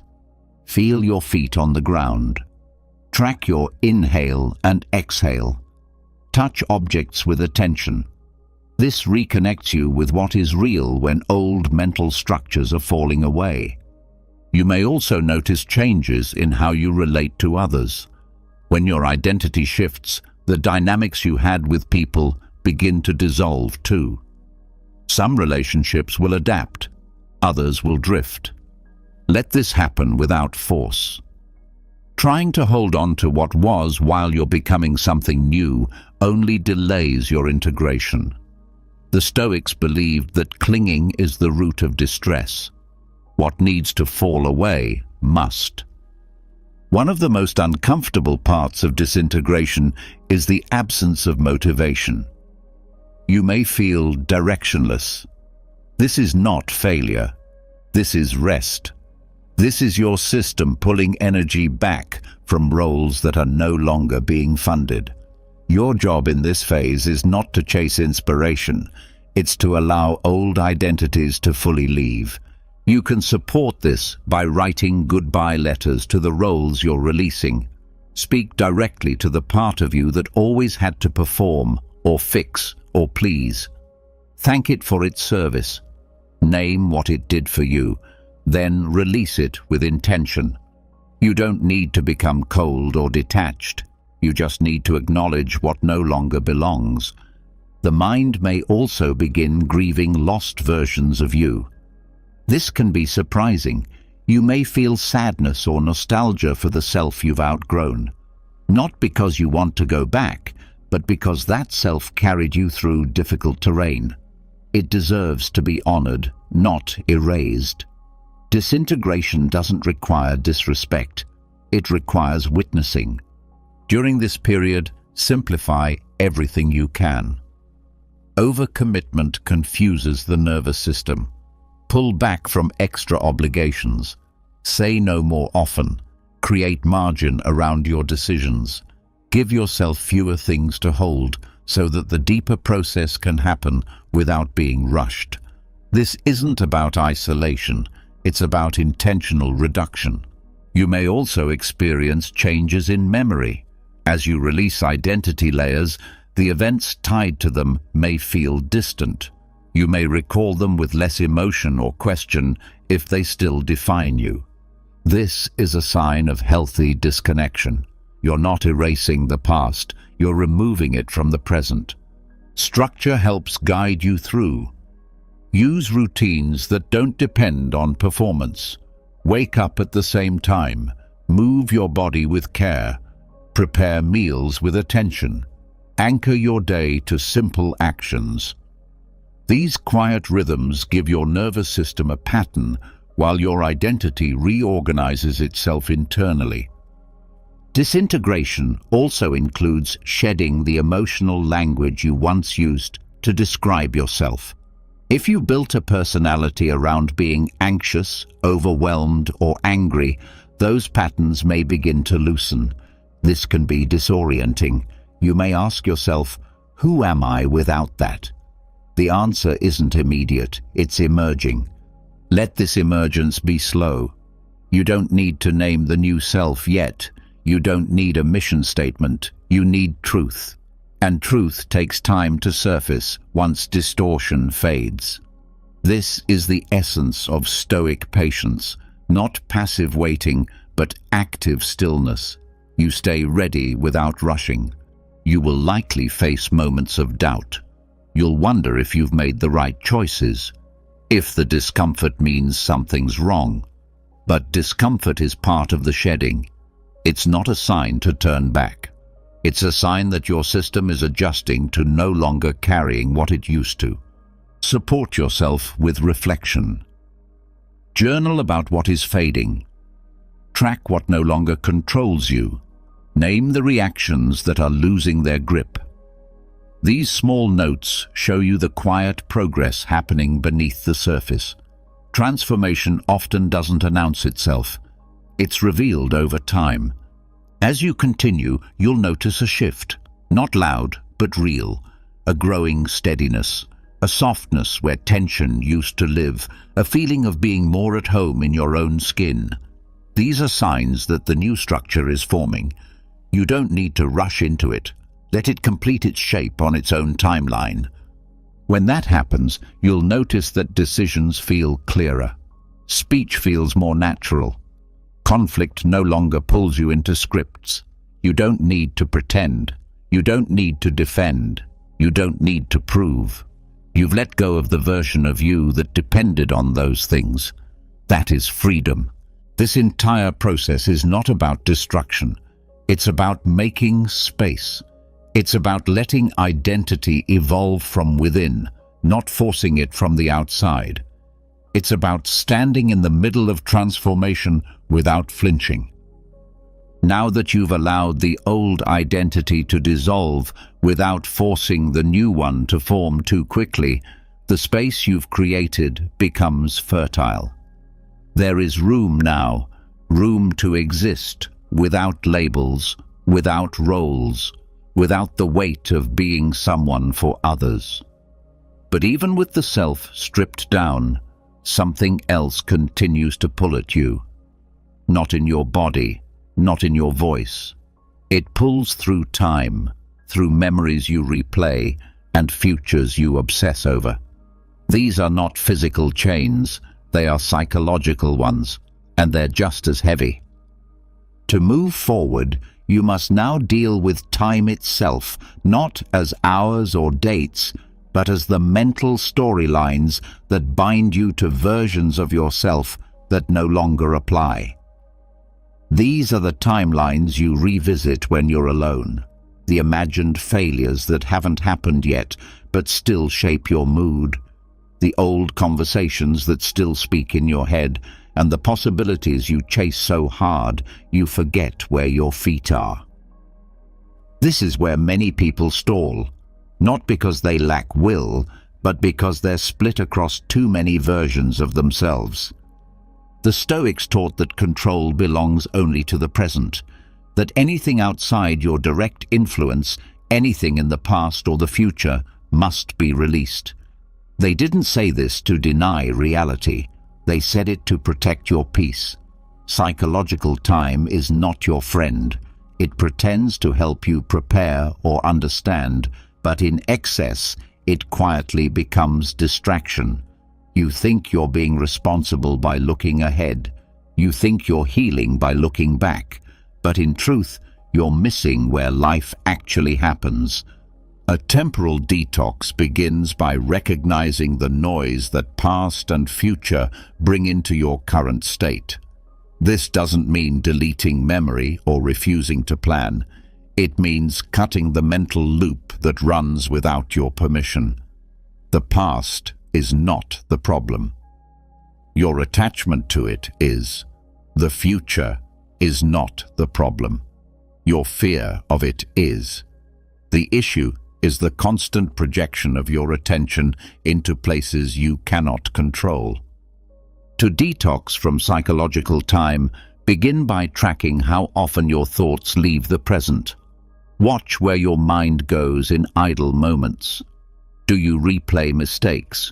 Do you imagine how conversations could have gone differently? Do you build future scenarios in your head and then react to them emotionally as if they're real? Each of these takes you out of where you are and drops you into a version of yourself that cannot act, only react. Break this habit with awareness first, not discipline.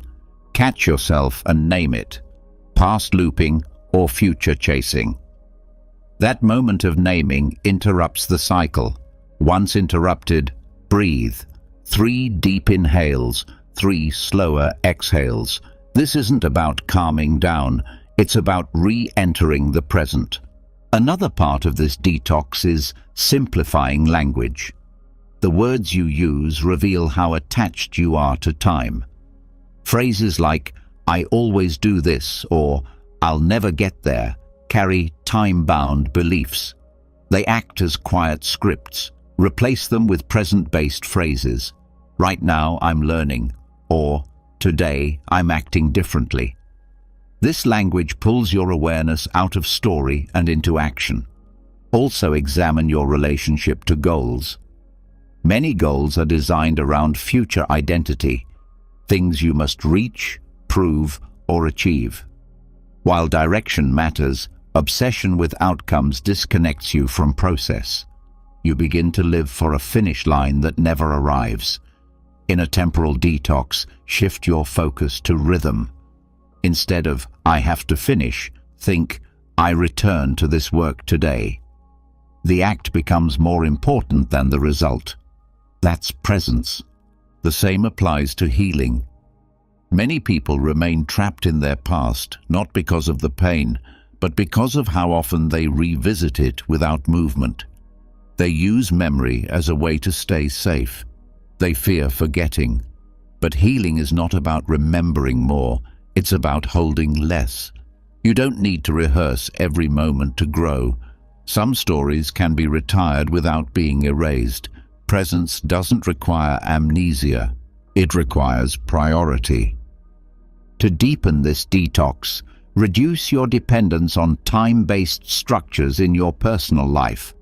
Not everything needs a deadline. Not every hour needs a label. Let some spaces remain open. Let part of your day unfold without a goal. It may feel inefficient at first, but what you gain is internal freedom. Without pressure, the nervous system softens. Without chasing, clarity appears. This also applies to conversations. Speak slower. Listen longer. Let pauses happen. Presence is contagious. When you remain fully here, others feel it. The conversation deepens. Connection sharpens. The room breathes with you. This doesn't come from a technique. It comes from removing urgency. One of the strongest ways to exit psychological time is to anchor through the senses. Presence is not a thought. It's an experience. Touch what's in front of you. Taste fully. Hear the room. Notice your breathing. The more sensory feedback you give your system, the harder it is to drift into timelines that don't exist. Many people resist this because they fear boredom. They fear silence. But boredom is not lack, it's space. And silence is not emptiness, it's capacity. These are the conditions under which new insights arise. When you stop filling every second with old thoughts and imagined futures, you make room for what is real to surface. There's another benefit to this detox. You begin to see people as they are, not as your past experiences predict or your future expectations demand. You stop projecting onto others. You stop replaying old conflicts during present interactions. You stop interpreting moments through the lens of who you once were. Instead, you engage with what's actually happening. This is how relationships heal. This is how patterns shift. Letting go of psychological time doesn't mean you stop planning. It means you plan once and then return to now. You create structure but live inside the moment. You stop letting your nervous system think the future is happening today. That separation allows your energy to flow toward action, not fear. Even creativity changes under this shift. Instead of trying to create from pressure, you create from stillness. You no longer chase ideas, you receive them. You stop trying to force moments into form.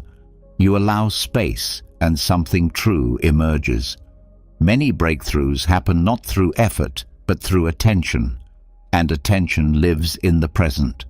During this process, pay attention to emotional timing. Many feelings you experience are not about what's happening. They are echoes from past time frames or worries about what's ahead. When anger rises, ask if it belongs to now. When sadness comes, ask what moment it's tied to. This isn't about denial, it's about accuracy. When you locate the timeline of a feeling, you reclaim choice. You stop reacting to ghosts. Another part of the detox is exiting your imagined future self. While building vision is useful, obsessing over who you'll become creates stress. You begin to compete with a version of yourself that doesn't yet exist. This creates pressure, not progress. Presence doesn't mean you stop growing. It means you stop tying your worth to becoming something else. You let this moment be complete, even as you evolve.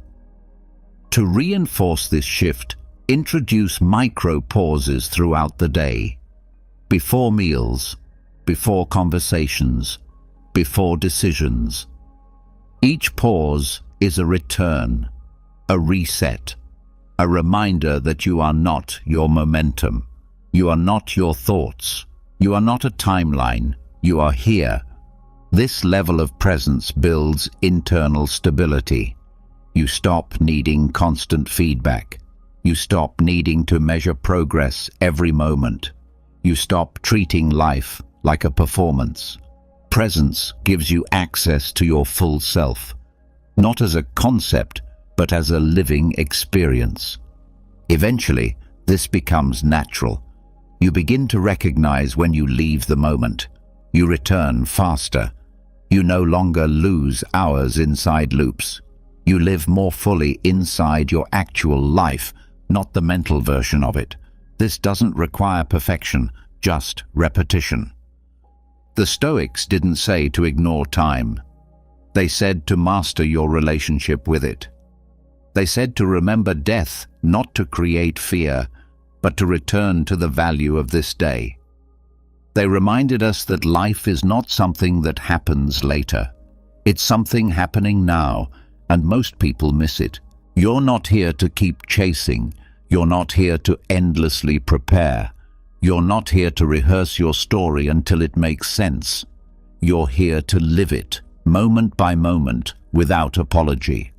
Now that you've stepped out of psychological time, you've seen how much of your life was shaped by the stories you've told yourself about where you've been or where you're going. You've tasted presence, not as an idea, but as a lived experience. But even now, something remains beneath that experience. Not time, not memory, not emotion. Something closer. The roles you still carry, the names you answer to, the identities you've come to wear so naturally you forget they were ever chosen. This is the next threshold, a practice of silence, but not with your mouth. This is a fast of the self, not from food or movement, but from the parts of you that say, I am this kind of person. I do things this way. I am defined by this job, this culture, this role, this strength, this past. These are the attachments that, even in your growth, still shape your inner narrative. Soul fasting is the decision to withhold your identity, not destroy it, not deny it, but to consciously pause from using it, to sit without presenting anything, to stop leading with labels, to remove even the quiet self-introductions that happen in your own mind when no one is watching. You don't say what you do. You don't explain your choices. You don't defend your values. You simply live, unframed, unbranded, unclaimed. This is uncomfortable. It should be. The mind depends on identity to feel safe. Even the idea of authenticity can become a mask. Most people are not living authentically. They're living consistently with the identity they believe others expect from them. That consistency often traps them more than it frees them. The Stoics warned against becoming too attached to external identities. Marcus Aurelius reminded himself daily that emperor, father, philosopher, all of it could disappear, and what would remain was the rational soul. Epictetus taught that you should be able to let go of any role and still remain whole. They did not call this detachment from life. They called it purification of perspective. To begin soul fasting, first observe how often you define yourself, not just to others, but in thought. I'm the kind of person who... I've always been. People see me as... Each of these sentences is a small binding. They create grooves in the mind. You become loyal to the image instead of to the truth. The next step is practicing moments of non-definition. You enter a room and say nothing about who you are. You answer questions simply, without building identity around them. You allow space between the stimulus and the performance. In that space, you observe how uncomfortable it feels not to signal something. This discomfort is where the fast begins. Another part of the fast is removing personality traits from your self-narrative. You may think of yourself as introverted, intense, creative, disciplined, or emotional. These may be useful descriptions, but in the fast, you drop them all. You respond to life without the filter of who you think you are. When someone asks you a question, you don't respond how your identity would. You respond how your awareness does. This may feel inconsistent. That's the point. You're releasing the need to appear consistent. This practice deepens when you stop using your role as a frame. You don't speak as a parent, a leader, a survivor, a thinker. You speak as a presence, a human, a soul. You stop starting sentences with "as a" and let your actions speak without needing a backdrop. This is not modesty, it's clarity. The less you rely on labels, the more you engage with reality as it is. You'll also notice how identity shows up in resistance.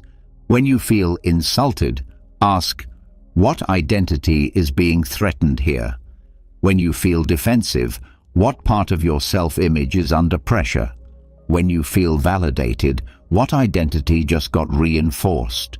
These are emotional transactions. In a soul fast, you observe them without indulging them. You step back from both praise and criticism.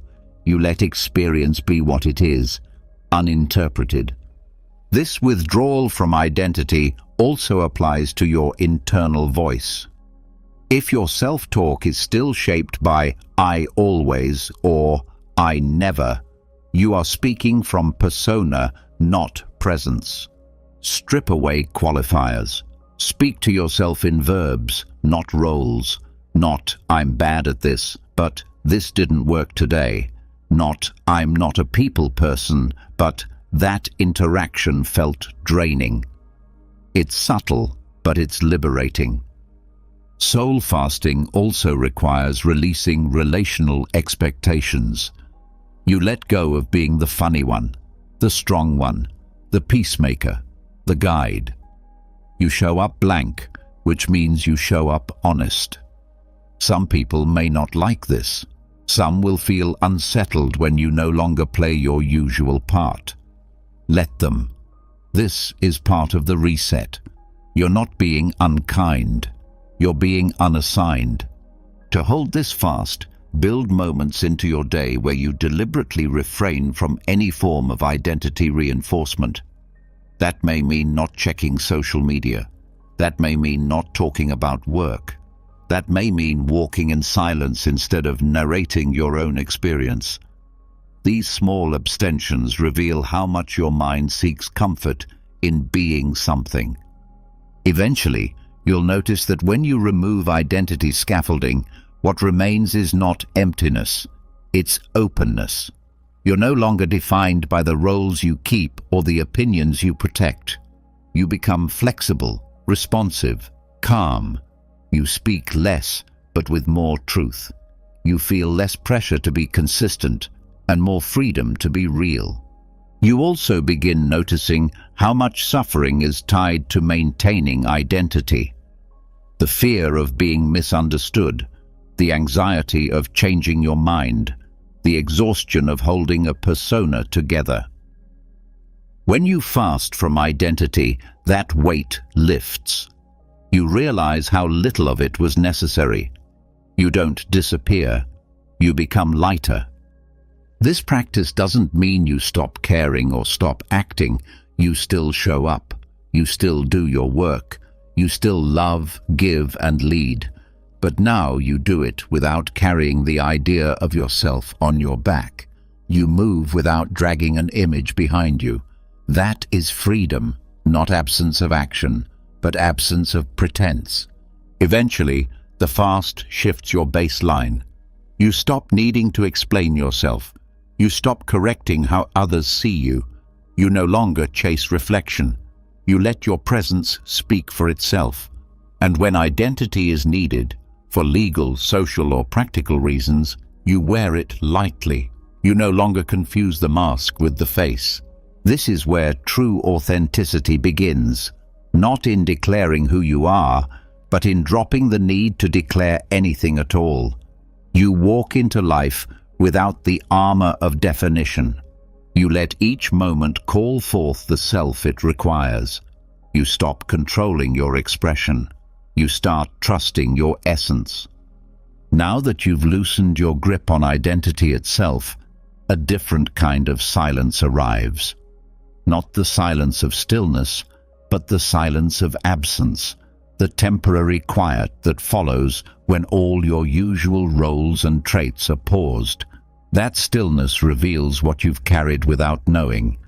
Not just beliefs, not just habits, but versions of yourself left behind, not buried, not healed, just waiting. They live in unfinished sentences, unprocessed memories, unspoken regrets. You may not see them directly, but they shape the way you speak to yourself, how you respond to others, how you hold your posture in moments of uncertainty. These are the past selves that have never been properly released, not because you forgot them, but because you never gave them a voice. This is the next phase, facing those ghosts, not to escape or destroy them, but to speak with them, to hear what was left unsaid, to understand what parts of your story were frozen and how to let them rest. The practice is not mystical, it's grounded, it's clear, it's written. This is narrative necromancy, not a ritual of fantasy, but a method of speaking directly to the younger versions of you that still echo in your system. Start by identifying the moments in your life that still feel open. You'll know them by how quickly they bring emotion. It might be an event, a period of confusion, or a time when you weren't ready to speak the truth. These memories don't need to be traumatic. They simply remain alive, looping silently behind your daily thoughts. For each one, write a letter, not about the moment, but to the version of you who lived through it. Speak to them like you would to someone who matters. Do not judge. Do not explain. Begin with presence. Let them speak first. In your mind or on the page, ask, what did you need that you never got? What did you believe in that was ignored? What truth did you carry that no one could hear? You may be surprised at what comes forward. Sometimes these versions of you are angry. Sometimes they're embarrassed, withdrawn, or bitter. Let them be. Your role is not to fix them, it's to hear them. Most past selves were abandoned in silence, not because you chose to, but because you didn't yet know how to stay. Now you do. Once the voice of that self is clear, write back. From the version of you that exists now. Speak without force. Acknowledge what happened. Don't over-apologize. Don't justify. Say what you've learned. Say what you can hold now that they could not. Tell them they are seen, that they are not lost, that even though they will not return, they are not forgotten. This exchange does not erase the past. It closes it. The open loop becomes a sentence with an end. A thread is tied. You are not carrying a child's grief in an adult's body anymore. You're giving it shape. And that shape allows release. Repeat this process for other versions of you. The one who made a mistake you've never fully forgiven. The one who gave too much. The one who never spoke up. The one who betrayed your own needs to feel loved. Speak to all of them. They do not need to be healed. They need to be heard. After each exchange, write a simple line to seal the interaction. A phrase that marks finality. Something like, "You can rest now," or "I've got this from here." Let that phrase become the emotional boundary that tells your nervous system, this version of me is no longer in charge. Over time, this dialogue will begin to shift your baseline. You stop reacting from wounded past selves because they are no longer trying to get your attention. They've been acknowledged. They've been integrated. You begin to feel more whole, not because every wound is gone, but because every voice has been welcomed. This work is delicate. Be patient. You may feel grief after writing. That's normal. It means something has been released. Take time afterward to ground yourself. Breathe slowly. Touch something physical. Speak aloud something true about who you are now. This helps your system reset after deep inner work. You can take this further by identifying patterns in your old selves. What belief did they share? What fear? What lesson were they trying to teach you through their mistakes? When you find the common thread, you gain access to a deeper truth. Many of your past selves were not broken. They were early attempts at becoming you. They were incomplete drafts, and just because they were unfinished doesn't mean they were wrong. This recognition allows you to treat your past with compassion. You stop seeing younger versions of yourself as embarrassing or shameful. You begin to see them as necessary. Every one of them tried in their own way to survive, to love, to find meaning, even if they failed, even if they made choices you would not repeat. That compassion opens the door to integration. You don't need to carry their pain, but you can carry their strength. The version of you who endured rejection holds persistence. The one who took the wrong path holds curiosity. The one who stayed silent holds patience. Take what was useful, leave what was heavy. This is the gift of narrative necromancy. It doesn't make your past disappear. It teaches you how to walk with it. You become the narrator, not the character. The one who writes the story forward, not as a reaction to what happened, but as a continuation of who you've chosen to become. You can deepen this practice by creating a timeline of your life, marked not by events, but by turning points of identity. The first time you felt misunderstood, the first time you felt powerful, the moment you stopped believing something, the moment you started pretending. These are the chapters. For each one, ask, what part of me was born here, and what part never made it out? When you identify these moments, create a visual symbol for each, an object, a drawing, a phrase, not to decorate your space, but to remind your mind, I have lived many lives, and I am not any one of them. This reorients your sense of self. It expands your narrative. You are no longer trying to prove something. You're remembering that your story has depth. From here, your way of speaking about your past also changes. You stop saying, that's just who I was.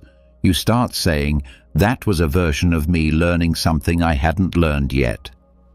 That shift removes judgment. It builds maturity. You begin to treat yourself like someone you're still getting to know, not someone you need to defend or explain.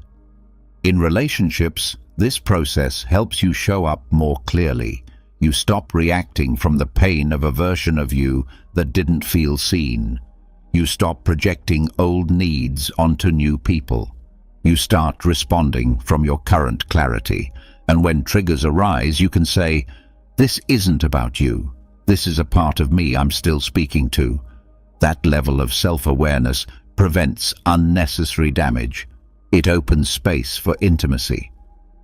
Narrative necromancy isn't just inner work. It affects how you lead, how you love, how you listen.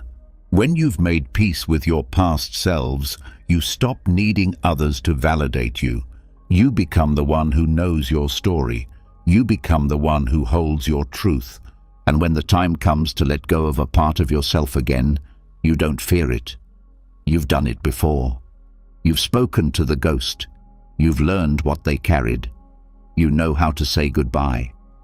Now that you've spoken to the parts of you that were waiting to be heard, a kind of wholeness begins to settle. Not loud, not triumphant, just steady. But even after these inner conversations, something else still fills the background. Not noise from others, not distractions from the world. It's the constant hum of thought, the chatter of interpretation, prediction, commentary, the voice that narrates every hour, even when there's nothing to say. This voice seems like you, but it's not.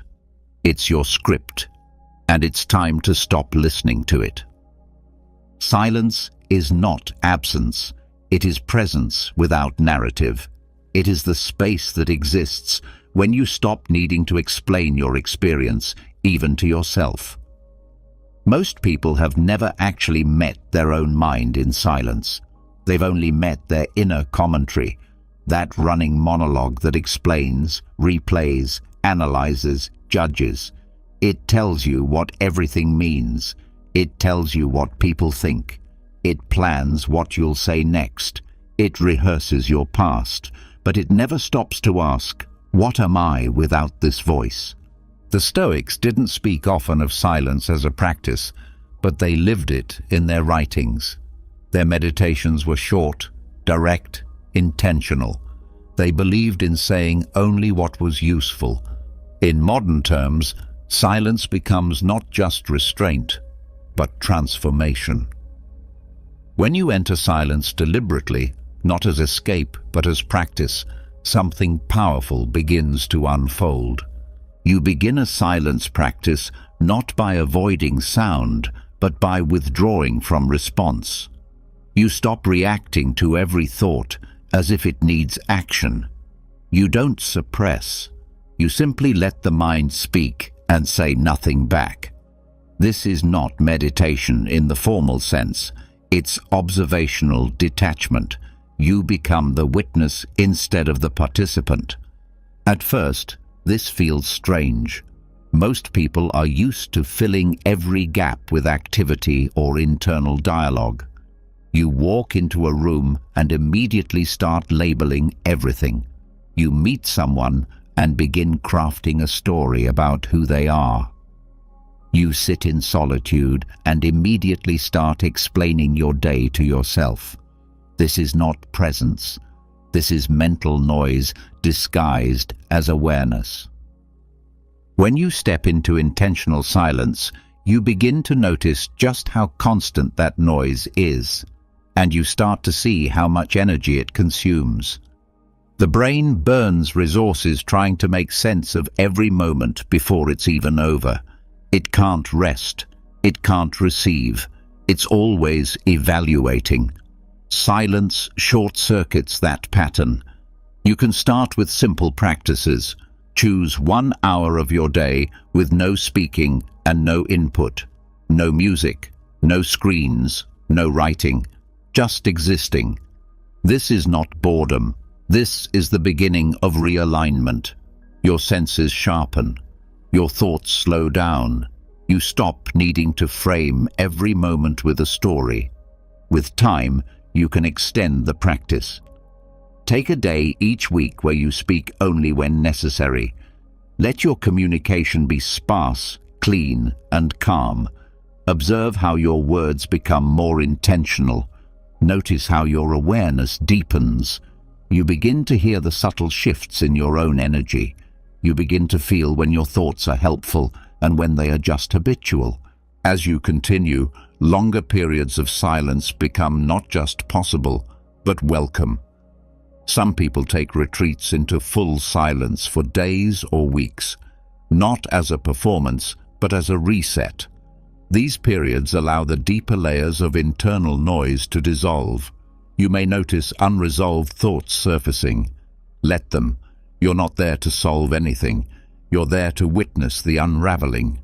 Silence also disrupts your identity loop. When you stop explaining who you are, even to yourself, the mental structure that holds your persona begins to soften. This can feel like confusion at first. You may think, if I'm not thinking constantly, how will I know what to do? But what emerges is clarity, not from thought, but from stillness. You stop reacting to memory. You start responding to reality. The nervous system responds well to silence. Without the need to track conversation or prepare for judgment, your body settles, the heart rate slows, breathing deepens, you become more available to the present moment. This biological shift supports every layer of your transformation. It creates the conditions for integration. During this practice, avoid framing silence as a task. It is not something to achieve. It is not something to complete. It is a return to baseline. When you're silent, you are not doing less. You are undoing the excess. This is especially important in a world that values constant productivity. Silence is not laziness. It is clarity in motion. You'll notice that over time, your relationship to speech changes. You speak less, but with more weight. You listen more, not because you're trying to be polite, but because you're no longer waiting for your turn to speak. You begin to experience others without filtering their words through your personal lens. This opens space for empathy and understanding that wasn't accessible before. Silence also strengthens your inner authority. When you stop outsourcing your sense of reality to constant discussion, you build trust in your own experience. You no longer need to explain yourself to believe yourself. This is a quiet kind of power. It doesn't need validation. It holds presence. In silence, creativity also changes. Instead of trying to force ideas, you begin to receive them. You stop chasing clarity. It arrives on its own timeline. This shift improves your intuition. You begin to feel what's true without needing to process it verbally. That instinct sharpens your decisions, your direction, your presence. Another benefit is emotional regulation. When you sit in silence long enough, emotions surface, not because you're broken, because they've had no space to be felt without judgment. When you allow them to rise without speaking about them, you teach your system that it's safe to feel. That feeling doesn't require explanation. That healing doesn't require performance. To deepen this, create moments throughout your day to pause before speaking. Even one breath creates space. Ask yourself, is this necessary? Is this true? Is this mine to say? The answer may still be yes, but the pause rewires your response. It becomes a practice in discernment. You may also notice discomfort when others speak into your silence. They may try to fill the gap. They may misread your quiet as judgment, withdrawal, or distance. Let them. You're not silent for their comfort. You're silent for your integration. This is not passive resistance. It's active discipline. Over time, silence becomes your center. When things go wrong, you return to it. When things go well, you ground in it. When confusion rises, you settle into it. It becomes your internal home, and from that home, everything else becomes clearer. You stop reacting to every thought. You stop explaining your choices. You stop feeding the stories that want to keep you distracted. Instead, you live with deliberate presence, choosing words when they matter, choosing stillness when it heals.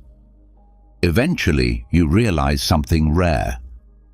The person you've been trying to become isn't created through more input, more noise, or more striving. That person emerges through subtraction, through space, through silence. Not a hollow silence, a full one, the kind that's not empty, but whole. Silence has taught you how much noise was never necessary. You've touched the stillness that reveals what words often hide. But stillness alone doesn't undo years of unconscious motion.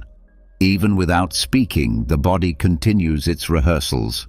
You wake the same way. You move in familiar patterns. You repeat without questioning, not because you choose to, but because your system is trained to. These are your habits, not just external behaviors, but deep, automatic responses. Routines so embedded in your nervous system that they no longer feel like choices. They feel like personality. They feel like reality, but they are not. They are scripts, and it's time to rewrite them. This is where habituation override begins, not by discipline, but by design. It's the deliberate interruption of what you think is normal, and not for novelty, but for freedom. The Stoics believed in reasoned action. They taught that what is habitual must be tested, and that what we do without thinking is often where our unfreedom lives. This process is not about becoming someone else. It's about making space for who you are beneath the repetition. The first step is awareness. Identify the routines that repeat without intention. Look at your mornings, your eating, your conversations, your posture, your language, your responses to tension, your energy cycles. Find the loops. Anything that happens the same way each day, especially when it no longer aligns with your chosen identity, becomes a point of leverage. Once you've named the loops, don't try to break them with force. That rarely works. Instead, interrupt them gently, but completely. You don't change the habit. You break the setting that enables it. For example, if you always check your phone first thing, you don't just say, "I'll stop." You charge it in another room. You design your space to make the old loop inaccessible. If you overeat when anxious, you don't rely on willpower. You change the sensory cues. Different plates, different environment, different input. Habituation, override, starts in the environment. The brain is deeply influenced by physical cues.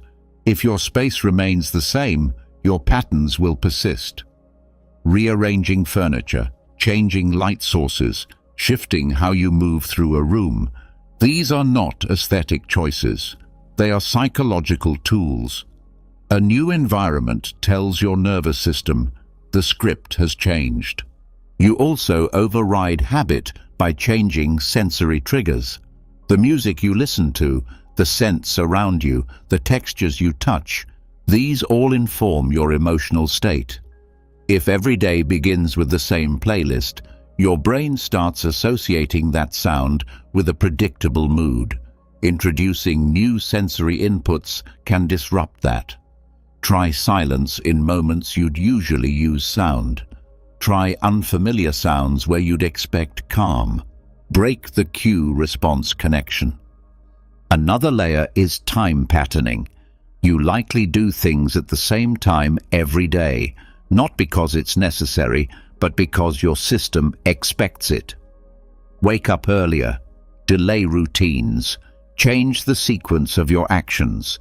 If you always exercise after coffee, switch the order. If you always journal at night, try first thing in the morning. The goal is to unhook behavior from autopilot. This interruption process also applies to social loops. Notice how you behave differently around certain people. Often, we return to outdated roles around those who knew us before. These are social habits. They activate without thought. You can override this by disrupting the dynamic.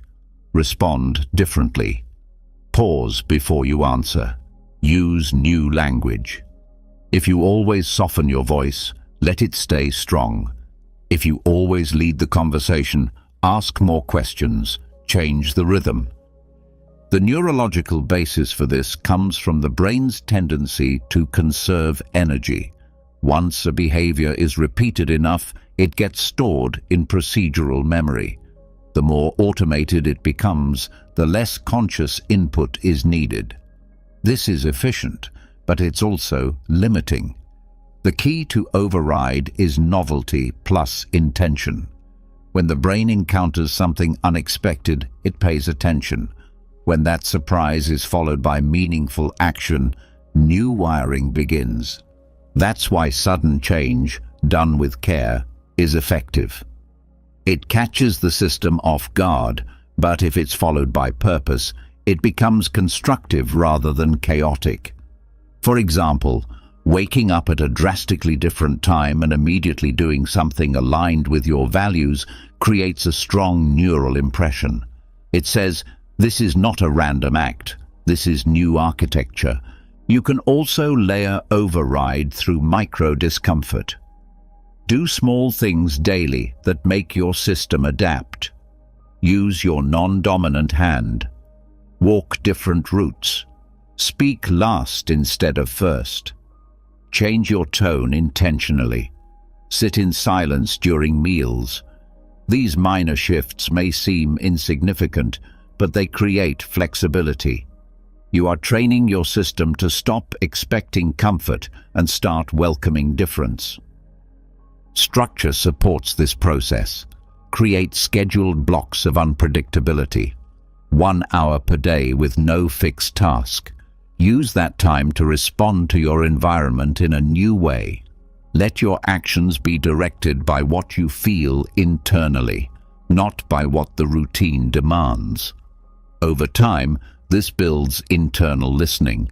It teaches your nervous system to be adaptive, not reactive. One of the most powerful override tools is the pattern break ritual. This is a short, symbolic action done daily to mark that you are not repeating. It might be lighting a candle and breathing for 1 minute before starting your work. It might be washing your face with cold water at an unusual time. The action itself doesn't matter. What matters is that it signals the end of autopilot. It tells your body, we're starting from presence, not memory. Social accountability can also help. Share one habit you are disrupting with someone you trust, not for approval, but for reflection. When someone else knows you are changing something, your attention sharpens. You feel observed, not in judgment, but in awareness. This keeps the override alive past the initial spark. Over time, the goal is not to destroy all habits. Some routines are supportive. The goal is to make none of them unconscious. You want your actions to be aligned, not automatic. That means checking in. Every week, ask yourself, what am I doing out of memory instead of presence? Where have I begun repeating without reason? These questions create self-correction. Your language also matters. The way you describe your actions reinforces or rewrites the pattern. If you say, "This is just what I do," you're reinforcing the script. Instead say, "This is what I'm choosing today." That single shift puts the decision back into conscious control. It rebuilds agency. Another useful method is substitution. Instead of just removing a habit, replace it with a behavior that reflects your current values. If you usually reach for distraction, replace it with breathwork. If you habitually react with sarcasm, practice asking a direct question instead. The nervous system learns through repetition, but repetition must be paired with meaning to create lasting change. To reinforce these changes, use visual cues. Place objects in your space that disrupt the expected flow. A note on your mirror, a different centerpiece on your table, a change in wardrobe color. These external changes affect your state. They act as physical reminders that you are not in yesterday's script. As the override continues, you will notice that certain internal states begin to dissolve. Anxieties tied to outdated routines fade. Emotional reactions to environmental triggers soften. You stop moving in circles. You start choosing your steps. And when this process is fully integrated, you realize something vital. Your habits were never you. They were simply rehearsed responses. And when they no longer serve, they can be replaced, not with effort, but with precision. Now your life begins to feel different, not because you are striving harder, but because your actions are cleaner. Your steps are chosen. Your environment matches your direction. Your rhythm is not remembered. It is designed. Now that you've interrupted the habits that used to define your days, a deeper layer becomes visible. Beneath the routines and reflexes, there's a voice that still speaks first. It often sounds like your own, but it isn't. It's older, sharper, less forgiving. It shows up in how you respond when you make a mistake, when you hesitate, when you're not sure what comes next. It sounds like criticism, pressure, fear, urgency. It tells you to prove something. It warns you not to fall behind. It reminds you of what happens if you fail. That voice did not start with you. It was given to you, installed slowly, over time, through repetition, through authority, through the way people in power handled your vulnerability. And even now, despite everything you've let go of, if that voice still runs the show, your foundation is not yet free. Metaphysical reparenting is not a metaphor. It's a shift in internal leadership. It's the conscious removal of the authority you internalized during your formative years. Parents, teachers, caregivers, coaches, mentors, and the installation of a higher, wiser inner guide that operates from clarity, not survival. This is not about blame. It's about structure. The way your nervous system responds to pressure, judgment, or praise was shaped before you had the ability to choose your response. The first step is noticing how the inherited voice still speaks. Listen closely when things go wrong, when you fall short of your own expectations. What is the tone in your mind? Does it accuse? Does it panic? Does it withdraw love? That tone is not instinct. It is programming. And until it's replaced, it will continue to steer your choices, even if everything else has changed. To begin replacing it, you need to identify whose voice it is. This is not always obvious. Sometimes it's not what they said, but how they said it. It might be the tension in the room when you disappointed someone. It might be the silence you were met with when you failed. These moments built a framework in your body, not just intellectually but neurologically. Your nervous system adapted to the shape of their approval. Write down the phrases you still hear in your own self-talk that do not match your values. Things like, "That's not good enough," or "You'll mess this up," or "Don't make them angry." Trace them. Who first taught you that? Where did that fear begin? What part of your life still carries it? Then write a response. Not a fight, a correction, a replacement. This new voice is not louder. It's clearer. It doesn't over-explain. It doesn't scold. It grounds. It restores. It leads. This is the beginning of the new inner authority. From here, begin developing this new internal guide, not as a fantasy version of yourself, but as a functional presence. Ask, how would someone speak to me if they deeply wanted my growth, not just my performance? How would they speak when I fail, when I hesitate, when I'm lost? Write these responses, read them often, let them become the default over time. The key is consistency. The old voice will return, especially under stress.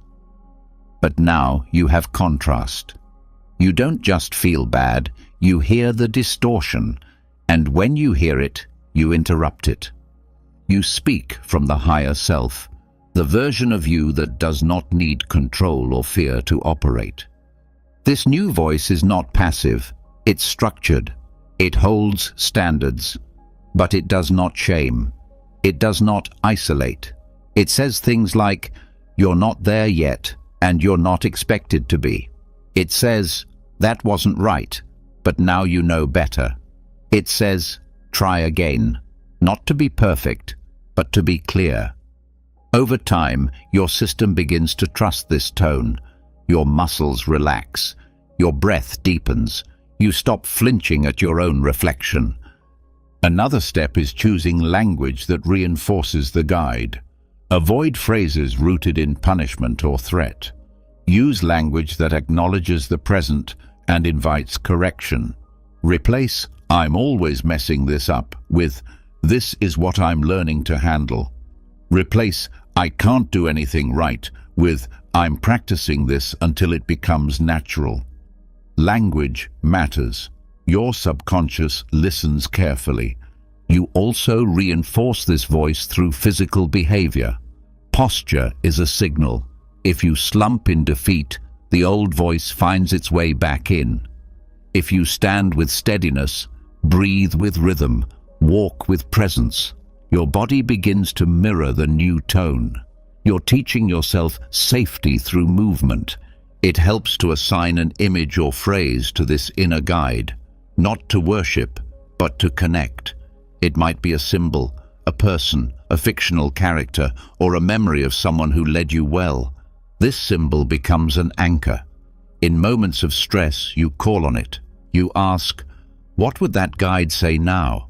And then you act from that answer, not reaction, but response. Over time, this becomes internalized. You no longer need to pause. The voice becomes instinct. The new authority takes root.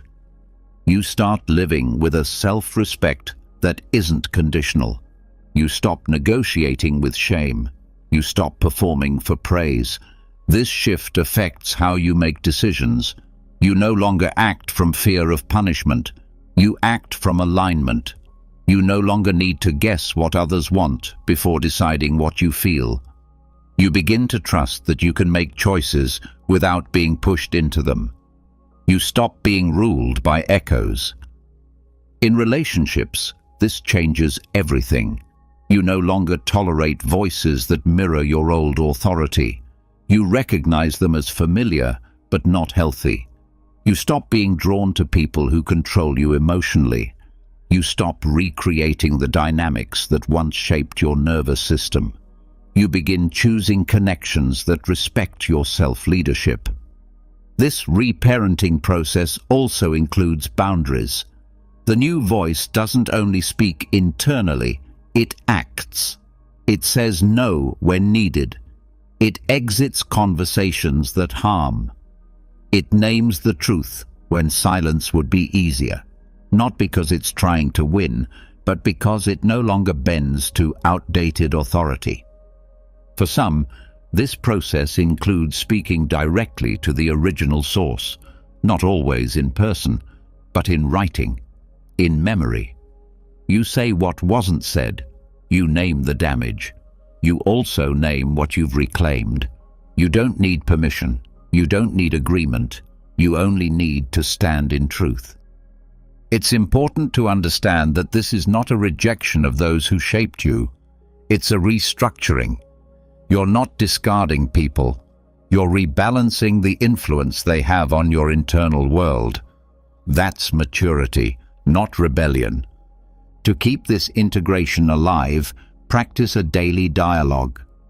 Each morning or night, ask the inner guide, "What do I need to hear today? What do I need to remember? What do I need to release?" Let the answers be brief and honest. Write them down. Let that voice become the one you return to. Eventually, this becomes your compass. Not a voice you summon, but a state you live from. You act from the part of you that sees clearly, loves deeply, and leads wisely. The internal noise fades. The pressure to prove softens. The tendency to collapse into self-judgment disappears. Now that the inner voice has been reclaimed and reshaped into something stable, grounded, and guiding, you've taken back authority over your internal world. You're no longer following borrowed scripts. You're no longer reacting to echoes. You are responding to life from a place that wasn't available before. But even now, one more layer needs to be addressed. The space you move through daily, the world around you, the interactions you allow, the noise that returns the moment you reconnect with everything you just outgrew. This is the next step, stepping away, not to disappear, but to re-enter as someone new. Strategic exile is not rejection of the world. It is conscious separation from it. You do not leave out of bitterness. You withdraw with clarity. You are not running. You are stepping outside to see clearly, to observe who you are without the pressure to perform, without the digital algorithms that mirror your old self, without the roles and responsibilities that pull you back before you're ready. Exile is about protection. Growth needs silence and stillness to take hold. A seed cannot take root in shifting soil. When you're constantly exposed to conversations, comparisons, and obligations, it becomes almost impossible to build identity on your terms. Stepping away creates the space needed to reinforce everything you've been changing. Begin by designing the withdrawal. This is not about cutting everyone off or deleting everything. It's about choosing distance with structure. Decide what you will step away from. Social media, group chats, events, opinions, old circles. Choose a time frame. Make it non-negotiable. This isn't a detox, it's a rite of separation. During this time, shift your focus to internal listening.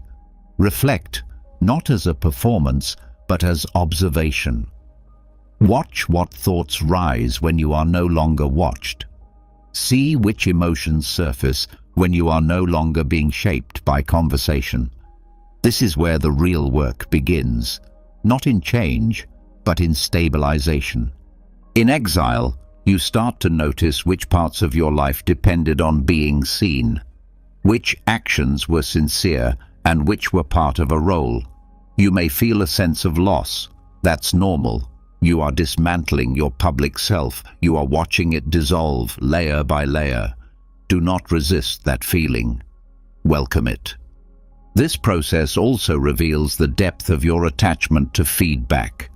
Without instant response, without likes or reactions, your nervous system may feel unimportant. Let that discomfort speak. Don't fill it. Learn from it. Solitude teaches you whether your validation comes from within or is still outsourced. Use this space to engage in actions that have no audience. Clean your space without sharing it. Create without publishing. Think without needing to explain. These choices strengthen your inner alignment. They teach you to exist without depending on performance. Exile also reveals your deeper priorities. Without the world pressing in, your mind begins to notice what it actually cares about, what it misses, what it doesn't. This clarity allows you to make conscious decisions about what you bring back into your life when you return. During your time away, establish rituals, not for structure, but for rhythm. Wake with intention. Eat slowly. Walk without distraction. Let these moments anchor your new identity. They are not habits, they are reminders. They say, I am not the version of myself who had to rush or prove or respond to everything. I move with choice. Another part of this process is reducing the digital reflex. Most people reach for their phone as a nervous tick, not a need. Remove the temptation. Log out. Disable notifications. Use your devices as tools, not companions. Make your attention expensive. In solitude, pay close attention to your thoughts. You'll start to hear the mental patterns that were hidden by noise. These thoughts may be repetitive, uncomfortable, or uncertain. Let them move through. Do not grab them. Do not resist them. Simply observe. Journaling during this time can help clarify what's real, but journal as inquiry, not performance. Don't try to summarize your experience for future sharing. Just write what you see. Track shifts in energy, mood, and clarity.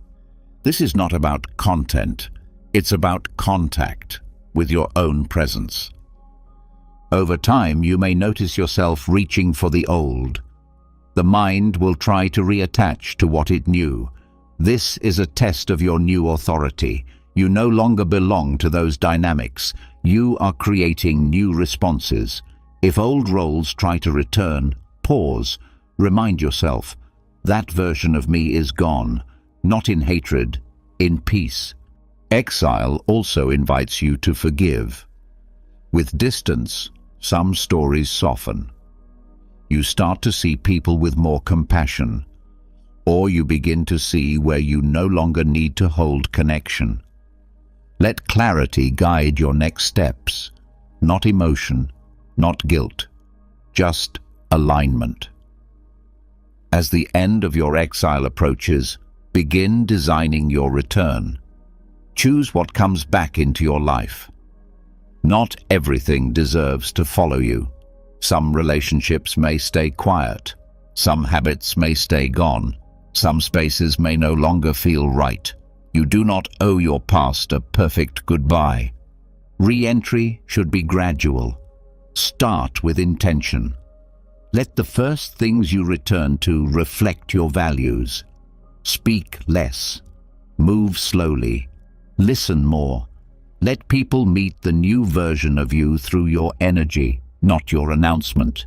You do not need to explain your transformation. You only need to live it. You'll notice which people respond to your shift with respect and which try to pull you back. Let that teach you. Your return is not about rejoining the noise. It's about creating a life that matches your inner work. Anything that doesn't support that is optional. Exile and return is not a one-time process. You may step away often. Each time you return stronger. Each time you refine your voice, your rhythm, your focus. You learn that solitude is not isolation. It's recalibration. In time, this rhythm becomes natural. You no longer fear stepping away. You no longer panic in stillness. You trust yourself to be your own reference point. That self-trust becomes your anchor in every room, every relationship, every new direction. After your time in strategic solitude, you re-entered the world without the roles, habits, or old obligations that once shaped your choices. You no longer moved from reaction. You returned from exile on your own terms. You made space. You reset. But even now, a subtler part of the old identity remains. It doesn't speak loudly. It hides behind comfort, behind praise, behind fear of being seen and judged. This is the ego, not in the inflated sense, but in the fragile one. The part of you that still wants control over how you are received. The part that resists exposure, not because it's proud, but because it's scared. This is where your next phase begins, not in reflection, but in practice. You must now condition your nervous system to meet discomfort without shrinking. You must teach your body to remain steady when your ego wants to disappear. And the most direct way to do that is through small, intentional acts that create emotional friction. This is the rejection game. It's not about failing on purpose. It's about putting yourself in situations where rejection or awkwardness is likely, not to suffer, but to stretch. Each act is a controlled exposure to the thing you usually avoid, being told no, being seen as too much, being misunderstood, being vulnerable without reward. The Stoics believed that fear of opinion is one of the great sources of human suffering. Epictetus wrote that we are disturbed not by things, but by our view of them, especially our need to avoid shame.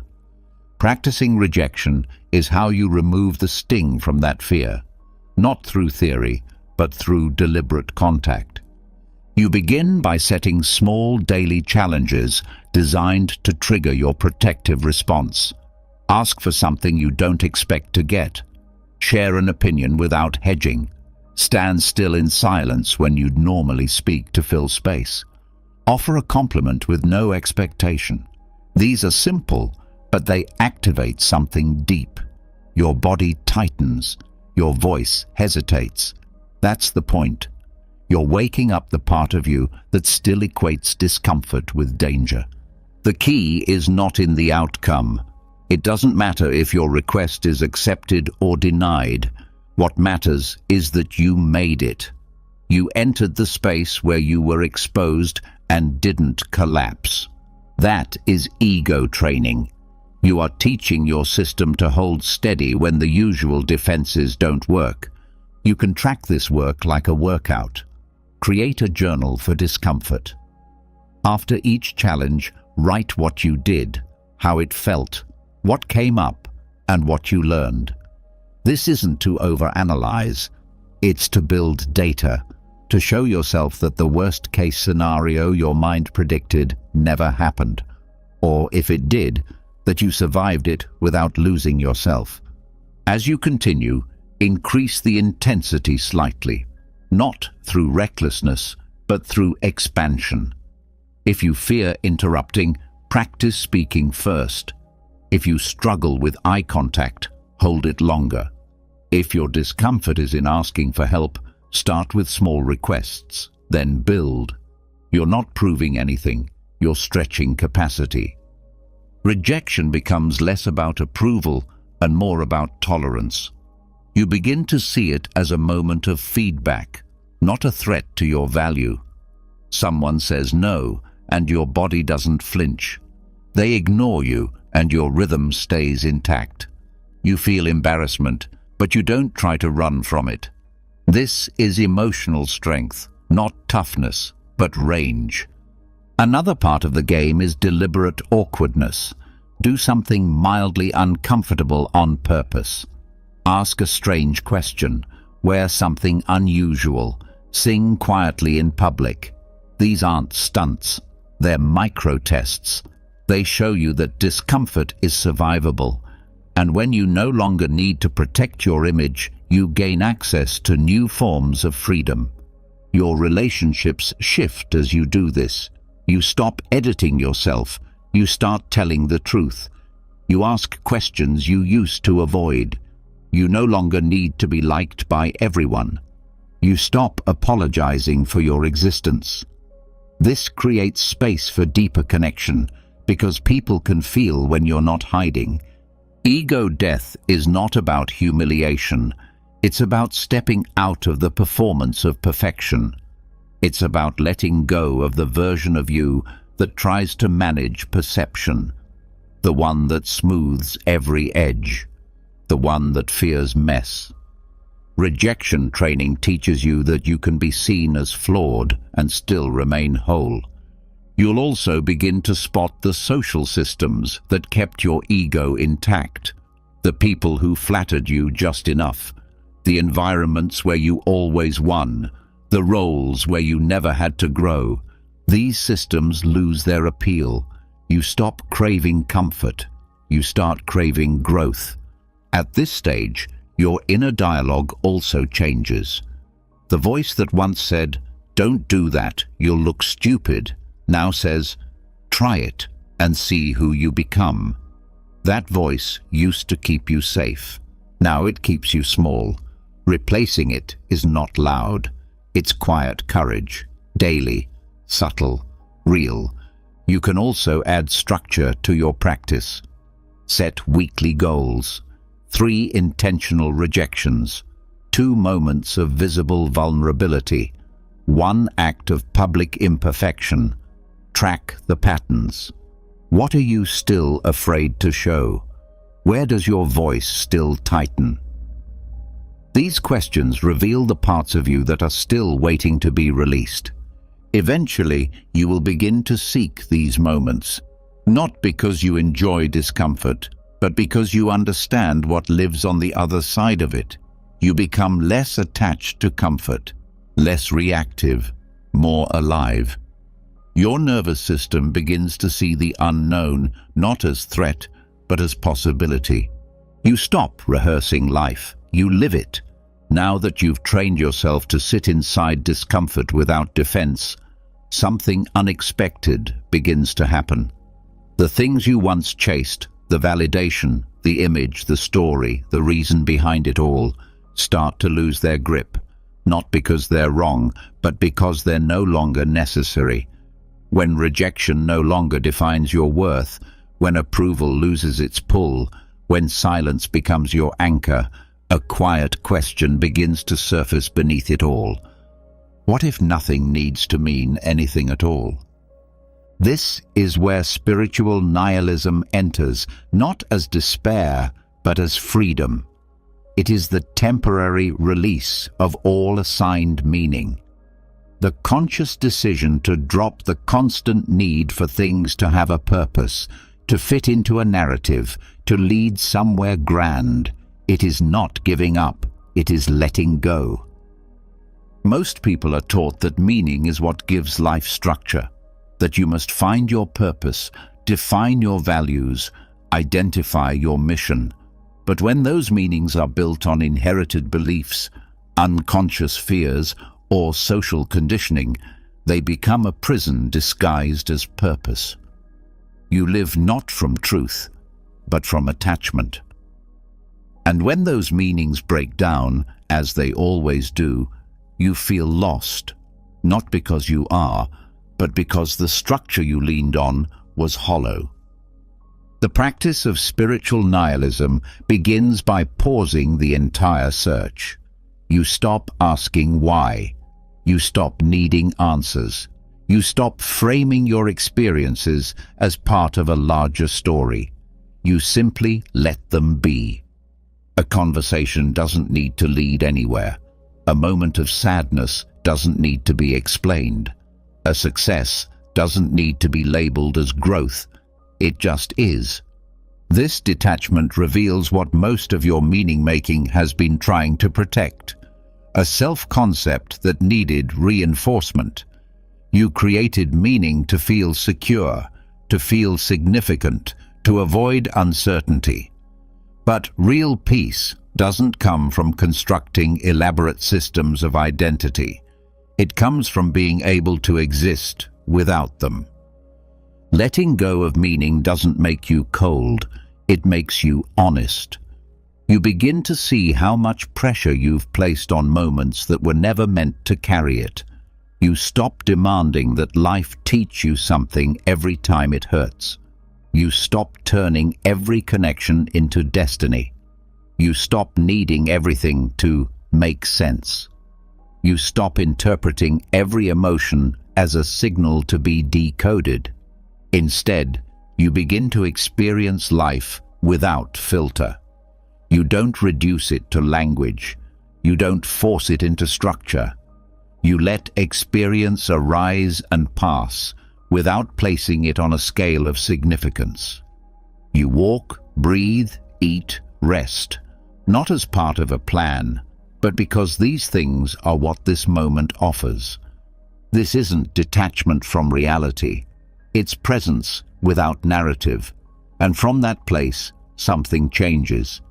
You stop fearing loss. You stop clinging to identity. You stop needing to be seen a certain way. You become more available to life, to others, to truth. It also shifts your relationship to time. If nothing needs to lead anywhere, then now becomes enough. You don't rush to the next task for a reward. You don't revisit the past looking for patterns. You exist inside the day as it is, without asking it to mean more than it does. That simplicity is clarity. In practice, this can look like moving through a full day without assigning significance to anything you do. You wake, move, act. Not because it proves anything, not because it adds up to something, but because it's what's here. You drop the internal dialogue that says, "This means I'm evolving," or "This shows I'm falling behind." You simply live. This also applies to your spiritual life.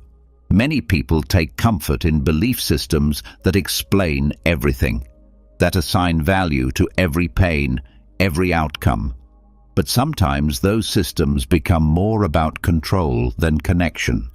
In spiritual nihilism, you let even that go. You say, maybe there is no reason, maybe there is no higher order, maybe this is just what is. And in that release, you stop resisting what is real. You allow life to be raw, uncurated, unjustified. You find rest not in faith, but in presence, not in answers, but in awareness. This temporary state is not permanent emptiness. It is cleansing, a dissolving of the old scaffolding. It's the mental equivalent of emptying a room before you rebuild. You do not stay here forever, but while you're here, you discover that your fear of meaninglessness was really fear of identity loss. And when that fear dissolves, space opens. In that space, you begin to trust experience directly. Not because it confirms something you already believe, not because it fulfills your expectation, but because it's happening and you are with it, fully, without filter. This changes how you connect. You stop trying to define your relationships. You stop asking where it's going, what it means, who you are in it. You just show up. And in doing so, you stop projecting roles onto others. You stop using connection as validation. You stop needing people to serve your story. They simply exist beside you in shared experience.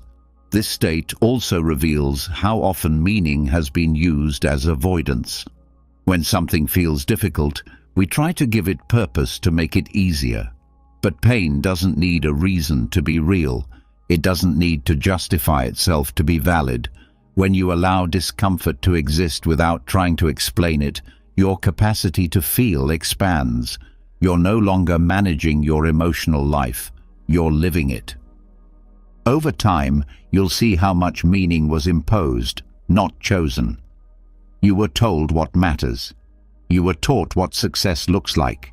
You inherited timelines, definitions, rules. In this space of meaninglessness, you see them for what they are, tools, not truths. You stop following them blindly. You stop resisting them violently. You let them fall apart, and in their place, you stand. Neutral, aware, whole. When meaning no longer controls you, you're finally free to create something true. Not from fear, not from urgency, but from stillness. You can begin to shape a new story, but now you know it's a story. You're not trapped in it. You're the one telling it. And if it stops serving, you can release it again. This cycle of dissolving and re-choosing becomes your rhythm. You no longer fear the collapse of belief, of structure, of narrative. You welcome it, because now you understand what it gives you: clarity, space, peace. After stepping into the silence of meaninglessness and allowing identity to dissolve, a strange clarity begins to emerge. You see how much you were carrying that didn't belong to you. You see the stories that shaped you and the need you once had to make everything fit into a system. And without all that weight, you start to feel lighter, but also more sensitive. Subtler patterns come into focus, not just thoughts or emotions, not just memories, connections, invisible threads that still pull at your attention, drain your energy, and quietly shape the way you move. These aren't always logical, they're not always conscious, but they're real, and you can feel them. This is where the work turns inward again, into the spaces most people never name, into the energetic residue of relationships, places, and events that continue to live inside you, even though they're no longer physically present. These are the ties that keep the old version of you alive, the chords you didn't mean to keep intact, the echoes that replay not through words, but through sensation. Psychic hygiene is not mysticism. It's maintenance.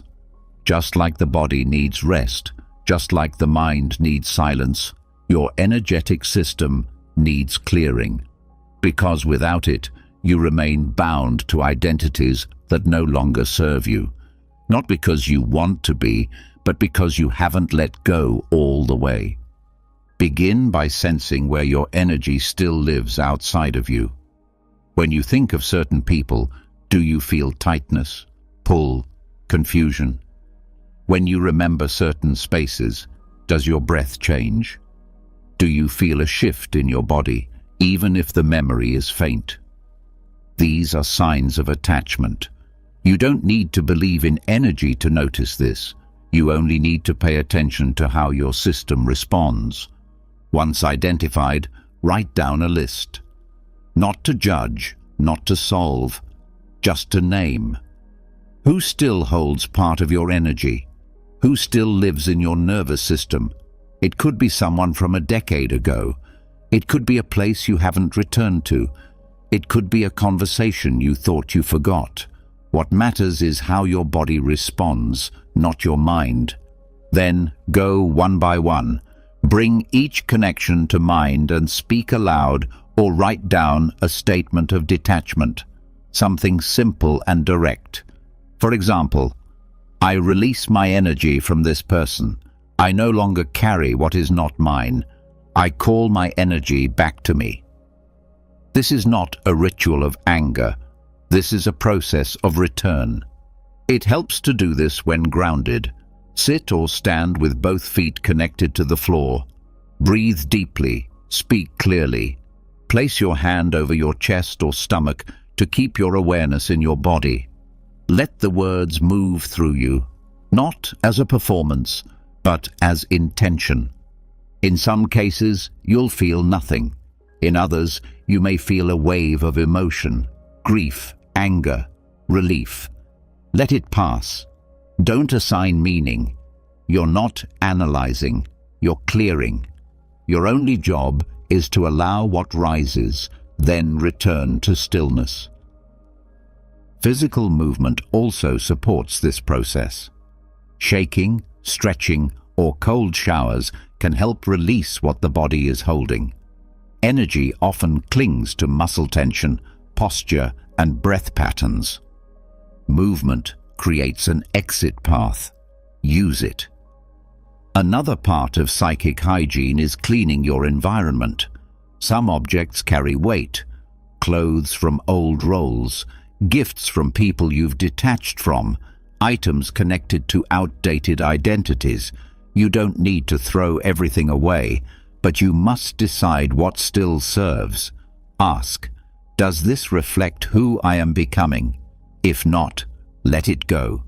Donate it, repurpose it, burn it if needed. This is not symbolic, it's practical. You're removing anchors.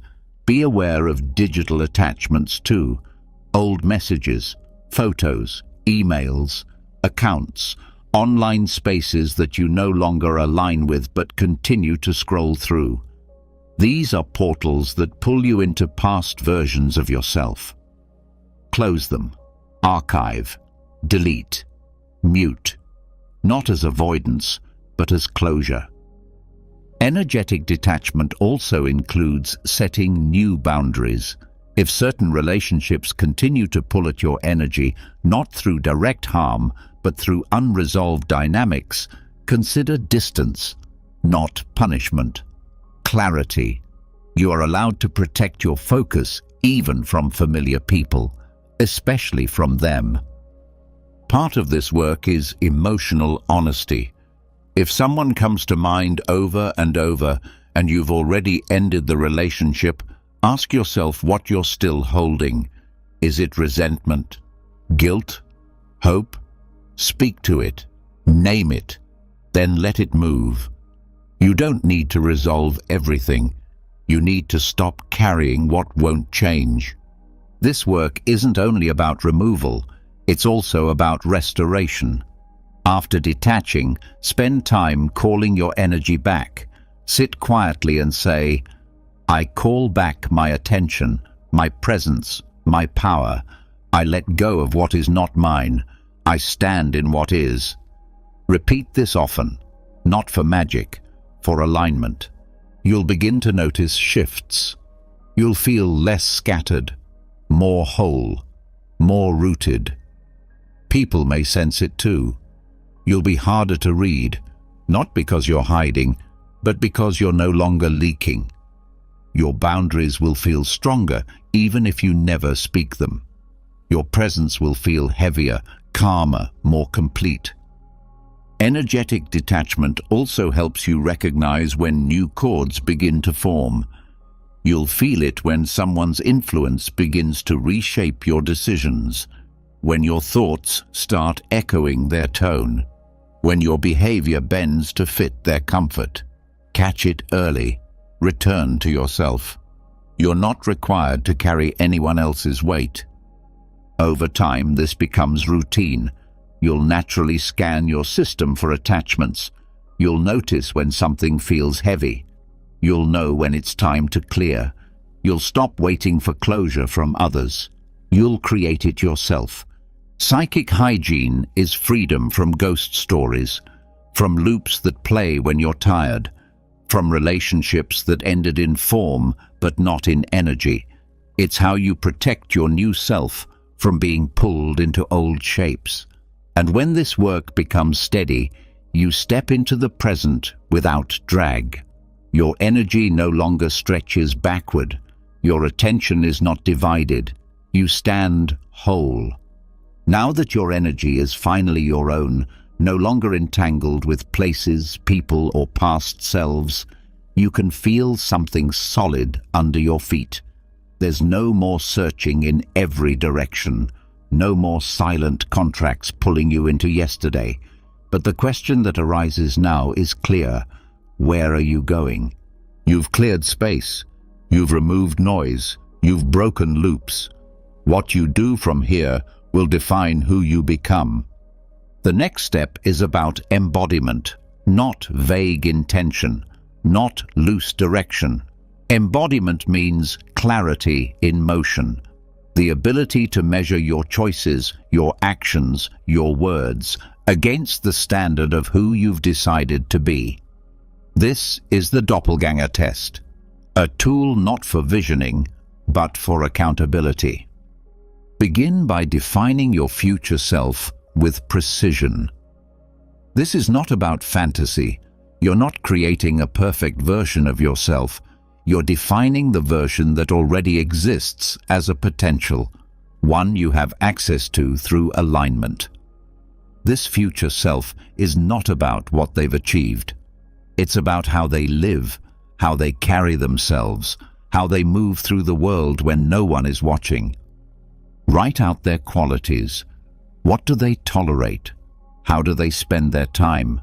What is their posture, their tone, their rhythm? What are their non-negotiables? How do they recover from failure? How do they begin their day? How do they end it? This version of you is not something to wait for. It's a reference point. It exists now as a standard. Do not build this version based on external status. Forget titles, wealth, or recognition. Strip the image down to behavior and presence.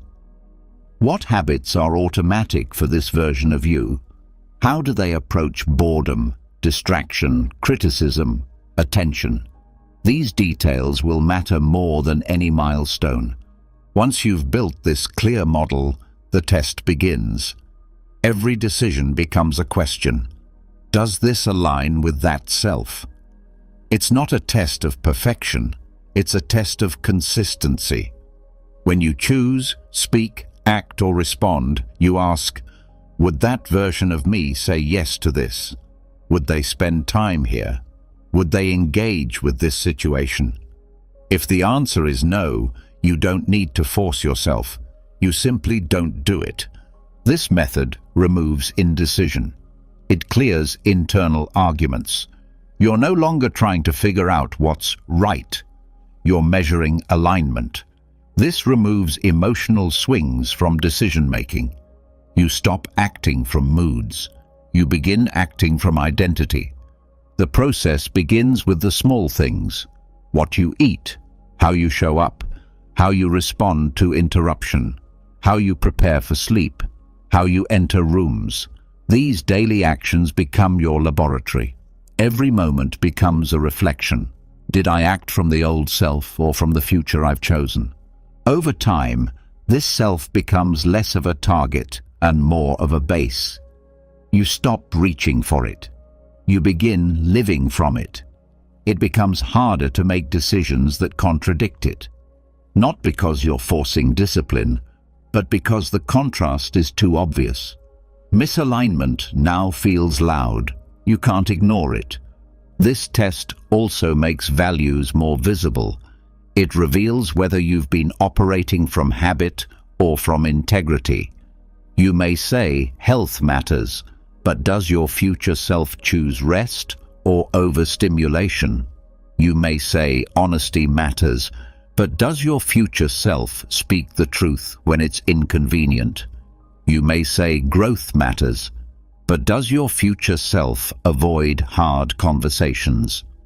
The doppelganger test keeps you honest. You stop pretending you don't know what to do. You do know. The question is whether you'll choose the action that makes you more like the self you claim to be. You also begin to spot the false selves, versions of you that try to mimic your future self in appearance, but not in foundation.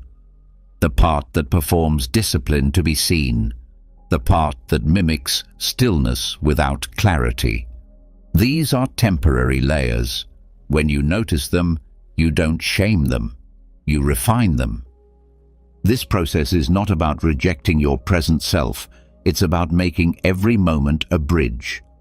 You begin to live with less contradiction, less confusion, more direction. You don't need a master plan, you need a mirror. And this mirror is built with behavior. You can also use this test during moments of failure. When you fall back into an old pattern, don't analyze endlessly. Ask, how would my future self respond now? You don't need to spiral. You return, quickly, quietly, with resolve. Tracking becomes helpful here. Use a simple daily prompt. What decision today aligned me with my future self? What decision did not? Keep it short. This trains your awareness without judgment. Over time, the pattern becomes clear. You'll see your alignment increase, not in theory, but in action. Relationships also shift through this process. You begin choosing people who reinforce your direction. You stop spending energy explaining your change. You let your choices speak. People will either move with your rhythm or drift out. You won't chase either outcome. This test also makes clarity non-negotiable. You stop tolerating ambiguity about who you want to be. You make the vision precise so your nervous system can recognize it. You don't waste time finding yourself. You decide, then you build. And the more you build, the more confident you become. Not because you're doing more, but because you're becoming more accurate. Confidence is a byproduct of alignment. When you live as the version of you that you respect, self-trust follows. Eventually, the future self stops feeling distant. It becomes your default. The habits that once felt forced become natural. The boundaries that once felt heavy become light.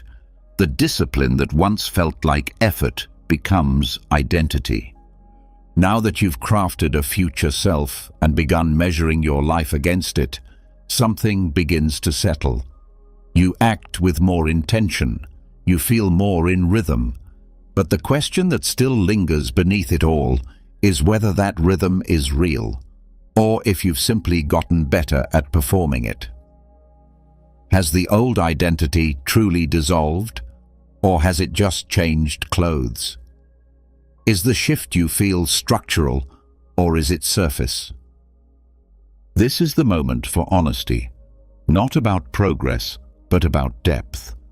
False growth hides in polish. It lives in the language of self-improvement, in routines that look evolved but are built on fear. It mimics transformation through aesthetics, performance, trend following, and discipline that hasn't yet reached the root. It can fool others, but if you listen closely, it cannot fool you. This next step is about checking for cracks beneath the paint. It's about asking the harder questions, not to tear yourself down, but to clear away the final illusion. True growth doesn't always look impressive. Often it looks quiet, unfinished, and hard to explain. But it feels clean. It carries less pressure. Start with outcomes, not the kind you show others, but the ones that repeat inside your private life. When conflict arises, does your reaction match the person you're becoming or the one you used to be? When boredom appears, do you seek silence or do you scroll and call it learning? When someone disappoints you, do you speak honestly or do you retreat into a practiced narrative about boundaries? These aren't small questions. They reveal the difference between change and decoration. Decoration is impressive. It speaks in polished phrases. It shows up early. It never misses a step.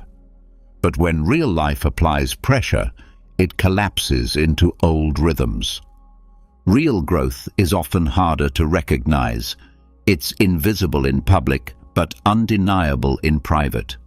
It lives in the way you treat people when you're tired, in the way you recover after failing, in the way you self-correct without making it a performance.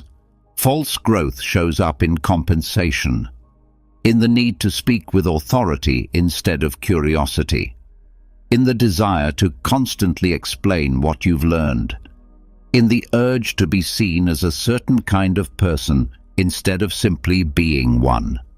These patterns signal attachment to image, not truth. One way to test for this is by removing your tools. What happens when you skip the ritual, when you miss the routine, when no one is watching?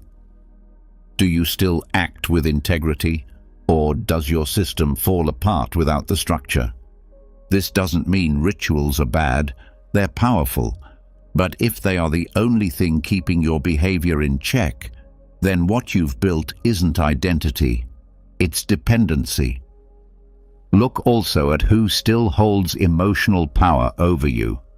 If one person's reaction can undo your clarity, then your growth may still be rooted in external validation. Real progress doesn't make you untouchable. It makes you honest. You still feel, but you don't get pulled into old patterns when the feelings rise. Another signal of false growth is emotional rigidity. You follow the script perfectly, but there's no space for mess. You hide from confusion. You don't let yourself regress. You believe every mistake is a failure instead of part of a larger refinement. This pressure to maintain the image of improvement is itself the ego in disguise. Ask yourself this: are you creating space in your life for what's hard, or are you editing your environment to only include what confirms your progress? You can measure this by noticing how you respond to surprise, when your plans fall apart, when you're misunderstood, when you're overlooked, when you're told no. Real growth shows up in how you stay centered in those moments, not in how fast you fix them, in how willing you are to stay with what's uncomfortable without needing to prove anything. This is also a time to check your metrics. Are you tracking what matters, or are you counting what's easy to measure? Followers, routines, content, tasks, they can all feel like progress. But real change lives in how you treat your body, how you care for your nervous system, how you speak to yourself in silence. Another tool for detection is silence. Sit with no plan, no inputs, no expectations. If your mind immediately fills with the urge to do better, learn more, or fix something, then you're still driven by the same motor, just painted a new color. Let yourself sit in nothing. No direction, no answers, just presence. See how long you can stay there before the old voice starts whispering that you're falling behind. That whisper is your clue.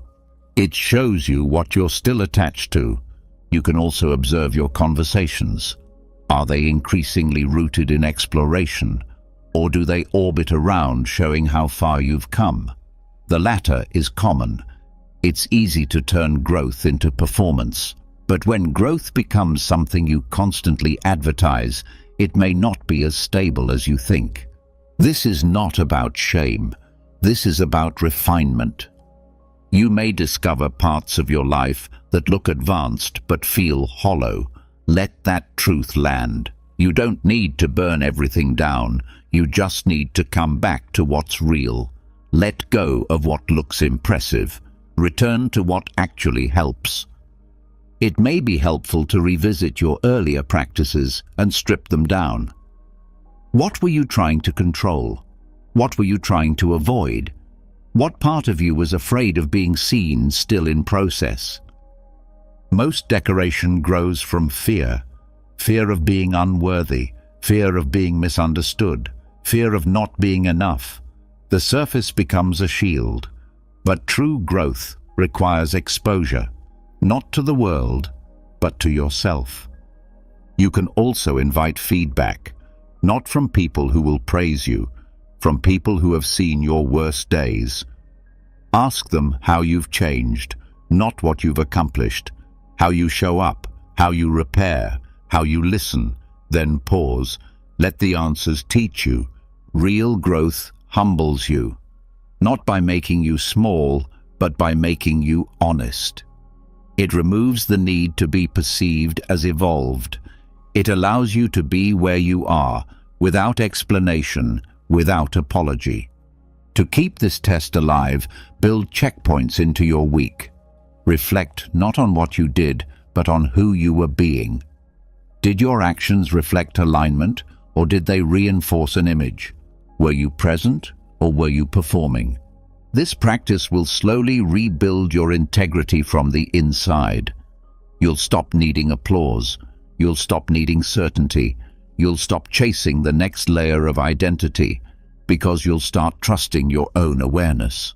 After stripping away the outer layers of false growth, you're left with something raw, not broken, just real.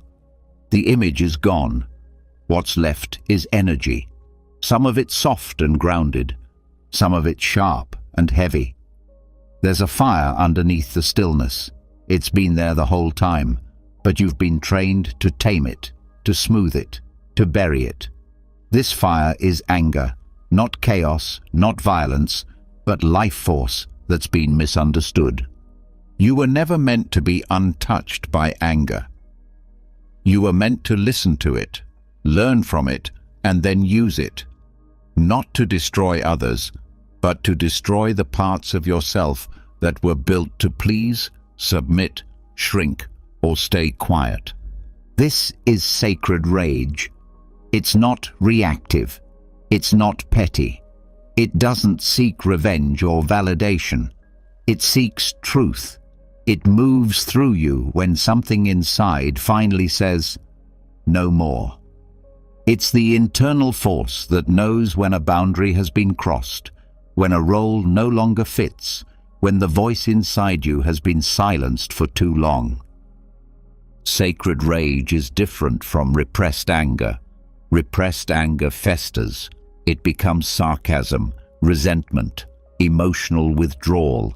It disguises itself as indifference or fatigue. Sacred rage is clean.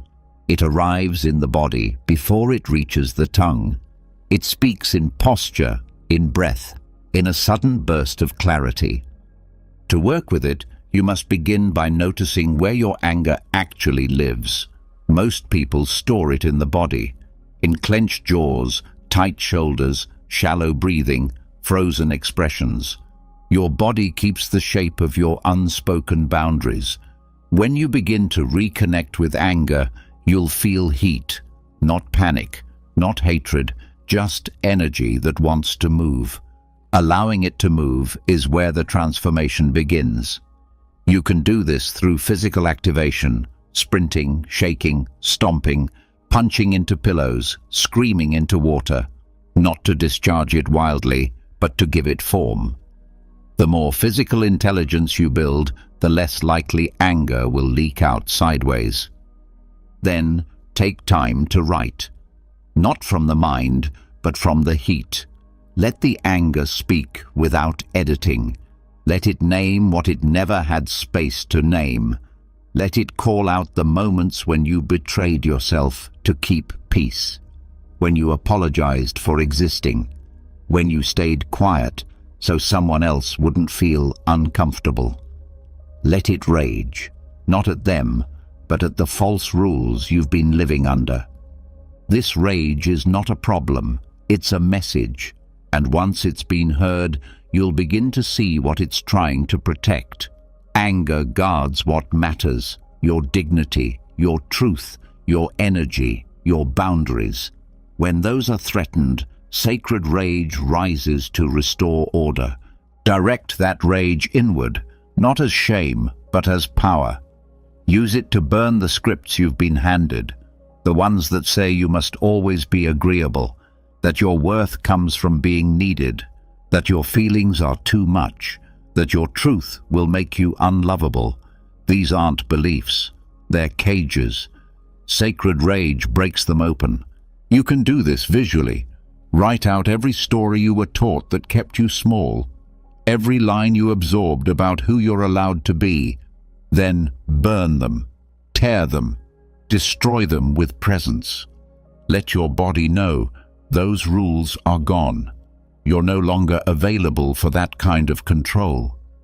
Anger also teaches you about urgency. When channeled well, it gives you the fuel to act before doubt returns. When you've been paralyzed by overthinking, sacred rage helps you move. Not recklessly, but with a kind of clarity that bypasses fear. It becomes especially useful in decision-making. When you hesitate on a boundary, when you start negotiating with guilt, when you shrink back into old patterns, you can return to the fire. You ask, what am I no longer willing to tolerate? What am I willing to say out loud now that I couldn't before? The answers come quickly. Anger doesn't waste time. It doesn't ask for permission. It speaks what's been waiting. And when you let it move through action, not just feeling, you begin to trust yourself again. This process also helps with inherited guilt. Many people carry silent shame for not meeting the expectations of others. Parents, cultures, partners, systems. Sacred rage calls that out. It says, I didn't come here to be what you needed. I came here to be what I am. That's not rebellion, that's alignment. Letting anger move also creates space for softness. Once the suppression lifts, you'll find grief underneath. The sadness of how long you lived, muted. How many times you smiled while breaking. How often you betrayed your own knowing. Let that sadness come. It balances the fire. But don't skip straight to grief. Anger must go first. If not, you'll cry without ever reclaiming your power. This work is best done in cycles. Feel, move, reflect, act, rest, then repeat. Each round burns through another layer of false identity, not violently, with clarity. You become less interested in being palatable and more committed to being whole.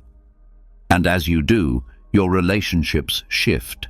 You stop saying yes when you mean no.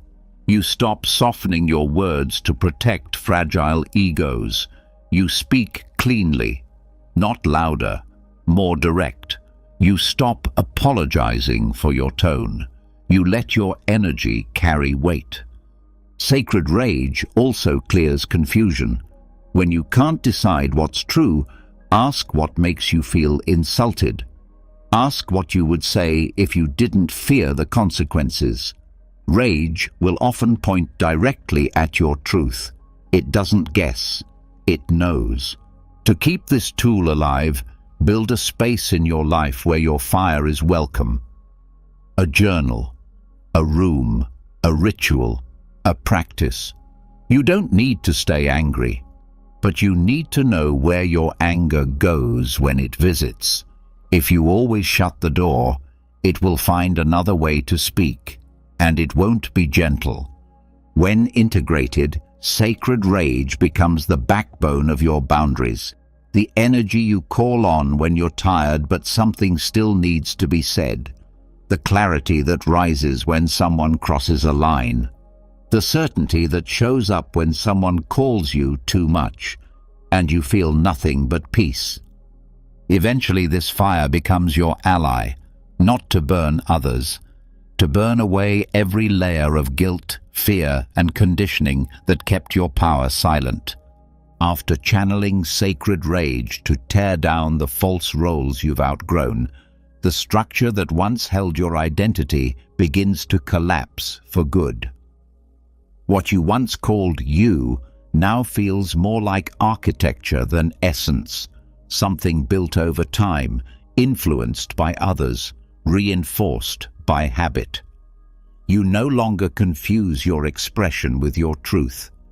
You've burned through guilt, rewired reaction, and taken back control over who speaks inside your mind. But now you face a deeper assumption, one that lives beneath all others. The idea that you are a fixed personality. That assumption must go next. You've spent your whole life being told what kind of person you are. You've repeated those labels in your mind for years. Introvert, extrovert, driven, easygoing, sensitive, tough, funny, quiet. These traits became your self-definition. They gave you shape. But eventually, they became cages. They turned into a script you didn't realize you were still reading from. This final process is about learning to see personality not as identity, but as utility. A set of tools, not truths. Temporary modes of expression, not permanent structures. You do not have to be consistent with your past. You are allowed to become multiple things, depending on the moment, the environment, the task at hand. Personality is not who you are. It's how you've adapted. It's the set of responses you've repeated long enough to call natural. But that doesn't mean they are true. Many traits that feel authentic are actually survival mechanisms, learned behaviors that got reinforced through feedback and repetition. If they've never been questioned, they're not expressions, they're reflexes. The disassembly begins by separating traits from self. Start with the labels you've carried the longest, the ones that feel most you, the ones you use to explain your preferences, your choices, your behaviors. Then ask, where did I first learn this about myself? Who benefited from me being this way? When did this trait become a habit? And most importantly, can I turn this trait off? That last question changes everything. Because the moment you realize that any trait can be adjusted, you realize that none of them are fixed. You are not a quiet person. You've practiced silence. You are not a people pleaser. You've adapted to avoid conflict. You are not emotionally distant. You've learned to disconnect for safety. These are not permanent traits. They are repeated responses. Once you separate self from pattern, you gain range. You begin to test new expressions. You speak with more volume when needed. You set boundaries with less hesitation. You ask for help when that once felt unsafe. Not because you've changed into someone else, but because you've stopped protecting a script. To deepen this, identify the traits you've over-identified with, the ones you defend when challenged, the ones you justify in conversation. "I've always been this way. That's just how I operate." These phrases signal attachment. That attachment is where flexibility is lost. Now try on the opposite, not as role play, but as practice. If you say you're bad at confrontation, initiate one small moment of truth. If you believe you're not assertive, make one clear request. If you see yourself as non-creative, make something unplanned. The goal isn't to become someone else. It's to show your nervous system that range is available. This unlocks a new level of choice. You stop defaulting to the same settings. You begin asking, which version of me is needed right now? Which part of me serves this situation best? You treat traits as tools, not as limitations. This is adaptability, not inauthenticity. True authenticity includes the ability to shift on purpose. From here, your vocabulary must change. Replace identity statements with behavior statements. Instead of saying, "I'm not confident," say, "I'm practicing presence under pressure." Instead of, "I'm anxious," say, "My system is activated and I'm grounding." This rewires how you relate to yourself. You stop labeling. You start observing. You'll also begin to see how many of your personality traits were designed to be palatable. You softened yourself to be liked. You minimized needs to be accepted. You became agreeable to avoid rejection. These traits served a purpose, but they are not you. They are artifacts. You can thank them and release them. This release must include embodied practice. Start showing up differently in familiar environments. Speak more than usual. Interrupt when it matters. Pause longer before responding. These small changes create friction, and friction rewrites familiarity. You show others that you are not static. You teach them how to meet you now. There will be resistance, from others and from within. The old identity wants to be preserved. It equates consistency with safety. But you've already outgrown consistency. Now you need flexibility, the kind that allows you to lead one moment and receive in the next, the kind that allows strength and softness to exist in the same breath. To support this shift, revisit old environments with new expression. Return to a place or person where you once played a fixed role. This time, do not default. Speak the new tone. Hold the new posture. Choose the new trait. Observe what happens. Your presence begins to reshape the pattern. The environment adjusts. Your range expands. You'll notice something else too. With each disassembled trait, shame begins to fall away. Because shame lives in false identity. It tells you, this is who you are, and it's not enough. But when you stop believing you are any one thing, shame has nothing to hold on to. You become fluid, and fluidity doesn't apologize. This work must be paired with self-reflection. Ask regularly, which version of me showed up today? Did I choose that version? Or did I repeat it? What other parts of me could have served better? These questions sharpen self-awareness. They reveal new layers. Over time, your personality becomes a toolkit. You use boldness when it's needed. You use stillness when it brings clarity. You use curiosity instead of certainty. You stop clinging to how you are. You start asking what's required. This creates emotional agility. You become less reactive, more precise. You don't spiral when challenged. You adjust. You don't hide when seen differently. You expand. You don't resist new dynamics. You respond. This also transforms how you relate to others. You stop reducing people to their traits. You begin seeing their adaptations, their coping strategies, their frozen roles. And you allow them the space to change too. You stop expecting them to stay the same just to keep you comfortable. Eventually, you live without a fixed self. You move with depth, not identity. And when people ask who you are, you don't answer with a label. You answer with presence. Now that personality itself has been dismantled and you've stepped into a life of conscious fluidity, you've arrived at a rare kind of clarity. You no longer act from roles. You no longer protect a fixed image. You choose who to be in each moment based on truth, not history. But beneath this freedom lies one final question, one that strips everything bare. If this life had ended already, and this day was a second chance, how would you begin again? Legacy inversion is the practice of starting from the end. It's not a mindset trick. It's a radical shift in perspective. You no longer build forward from the present. You build backward from the absence of your existence. You assume death has already come.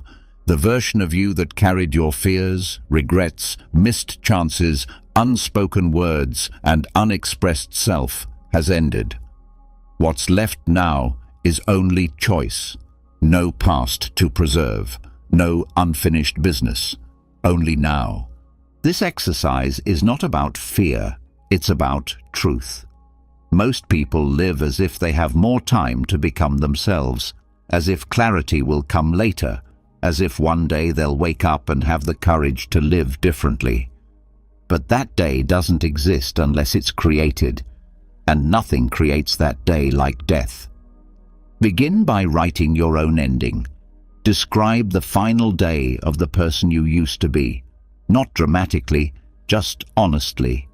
Name what was left undone, the conversations avoided, the creativity buried, the risks dodged, the love held back, the patterns never questioned. Be specific. This is not a journal entry, it's a burial rite. Then shift. Let that life be complete. You are not carrying it forward. You are not trying to fix it. You are beginning again. From here, your decisions are no longer based on identity maintenance. You're not keeping a reputation alive. You're not continuing a version of yourself for continuity. You're rebuilding from zero. This perspective sharpens your choices. When nothing needs to be preserved, the fear of change dissolves. When nothing needs to be explained, the pressure to justify disappears. You're no longer trying to fulfill a version of success inherited from someone else. You're asking, freshly, what matters now? You rebuild slowly. From value, not from memory. You decide which relationships continue, not based on obligation, but on alignment. You return to your work, not from duty, but from vision. You choose how you speak, eat, walk, create, not because it matches who you were, but because it honors who you are allowed to be now. Everything becomes deliberate, even small acts. You stop wasting hours on things you wouldn't miss if this second life was limited. You cut the noise. You end the delay. There is no longer a version of yourself that needs time to prepare. You are already in motion. Legacy inversion also removes the need for revenge. You stop seeking closure from people who won't understand. You stop arguing for your pain. You let them remember the old you however they need to, because that version died. The new one doesn't need to be seen, it needs to be lived. In this life after death state, forgiveness becomes easier. You no longer carry the weight of who you were when harm occurred. You release others from your memory of them. You no longer try to reconcile the story. You simply write a new one with different characters or none at all. This also changes how you deal with fear. If you've already died, then the fear of failure holds less weight. You're no longer trying to build a perfect legacy. You're not seeking immortality through reputation. You're simply living a life that feels whole, right now, not later. From this frame, even time shifts. You don't count hours in the same way. You don't spend days working toward a retirement version of yourself. You stop delaying presence. You live inside experience rather than narrating it. You become quiet inside, even when the outside world remains loud. This practice is not about abandoning all structure. It's about designing from truth. When you live as if this life is a gift you never expected to receive, you become more selective with your energy. You say no faster. You walk away sooner. You pour more of yourself into fewer things. You also start to speak differently. You waste fewer words. You stop trying to be clever or understood by everyone. You say what is real, without editing, without decoration. Because you're not preserving identity, you're expressing essence. The people who meet you from this place will feel something different.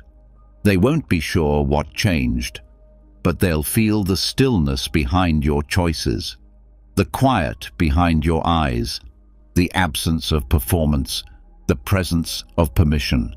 This is not enlightenment. This is commitment to a life you do not assume will last, a life you do not decorate for others to admire, a life you no longer owe to a past you've already closed. Legacy inversion also makes rest sacred. You stop viewing recovery as something to justify. You sleep with peace. You pause without shame. Because your time is not being spent to impress anyone. It's being used to be fully alive. You may feel emotional during this process, not because of loss, but because of realization. You see how much time was spent delaying the inevitable. You see how much of your old life was built from fear of not being good enough. That fear dies with the old self, and what rises is not perfection, it's permission. From here, you begin to practice a new kind of generosity, not the kind that seeks approval, the kind that flows from overflow. You give because there's no need to hoard. You speak kindness because there's no longer a mask to protect. You help because there's no longer an agenda. It's simple, and it's enough. Your creativity shifts too. You stop trying to be original. You stop performing excellence. You make what you feel. You share what moves you. You stop waiting until it's good enough. It's already real, and that's enough. Each day now becomes a new life. You rise not to repeat, but to reawaken. You are not building toward a legacy. You are building from one. Every moment lived in alignment is the legacy. Eventually, the line between the life that ended and the one that began starts to blur. You forget the version of yourself that used to hesitate. You forget what it was like to explain everything. You stop trying to prove the past wrong. You're too busy living right. Now that you've crossed the threshold of legacy inversion, what remains is something fewer than 1% ever reach. Stillness without explanation. You no longer need to rehearse your identity. You no longer argue with your history. You no longer bargain with the future. There is only this, being alive on purpose, not because of some grand meaning, but because you choose to be. There's nothing left to prove. There's nothing left to fix. There's only alignment, the kind that cannot be bought or taught, only lived. But before we close, there's one final step. Not a lesson, a challenge. It's time to take everything you've built, everything you've unlearned, everything you've destroyed and reconstructed, and bring it into the world. Not with noise, with precision. You've redefined your values. You've replaced the voice inside your head. You've returned from exile. You've practiced silence, rage, stillness, discomfort. You've chosen your identity consciously and learned how to drop it when needed. But now the test becomes daily. Every room you walk into will expect the old you. They may not say it, but their energy will ask for it. Your old tone, your old reaction, your old softness, your old self-erasure. Your job is not to meet those expectations. Your job is to stay with the version of you that walked out of the fire. And here's what no one tells you. They won't always understand. They might push back. They might call you cold, too direct, too still, too much. That is not your problem. You did not come back from the death of the old self to become more acceptable. You came back to become real. This new life is not about peace in every moment. It's about precision in your yes and your no. It's about knowing what matters so clearly that you're willing to lose people over it. And when you're willing to lose people, you stop losing yourself. You'll start building again, slowly, intentionally, not from urgency, from awareness.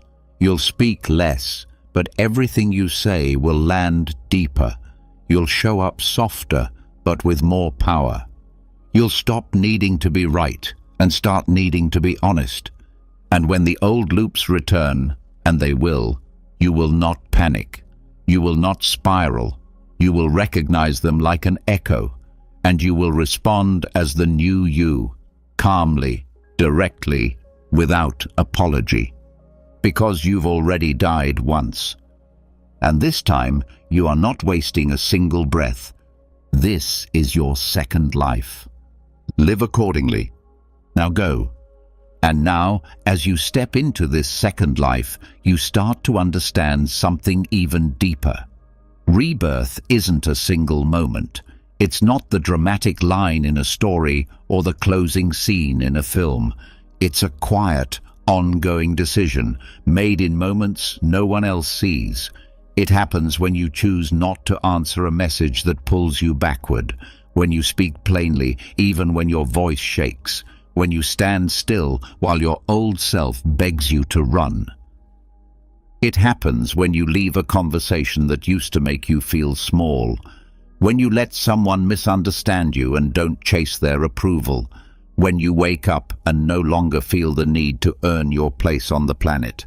That's when you know it's real, because you're not performing clarity anymore. You're embodying it.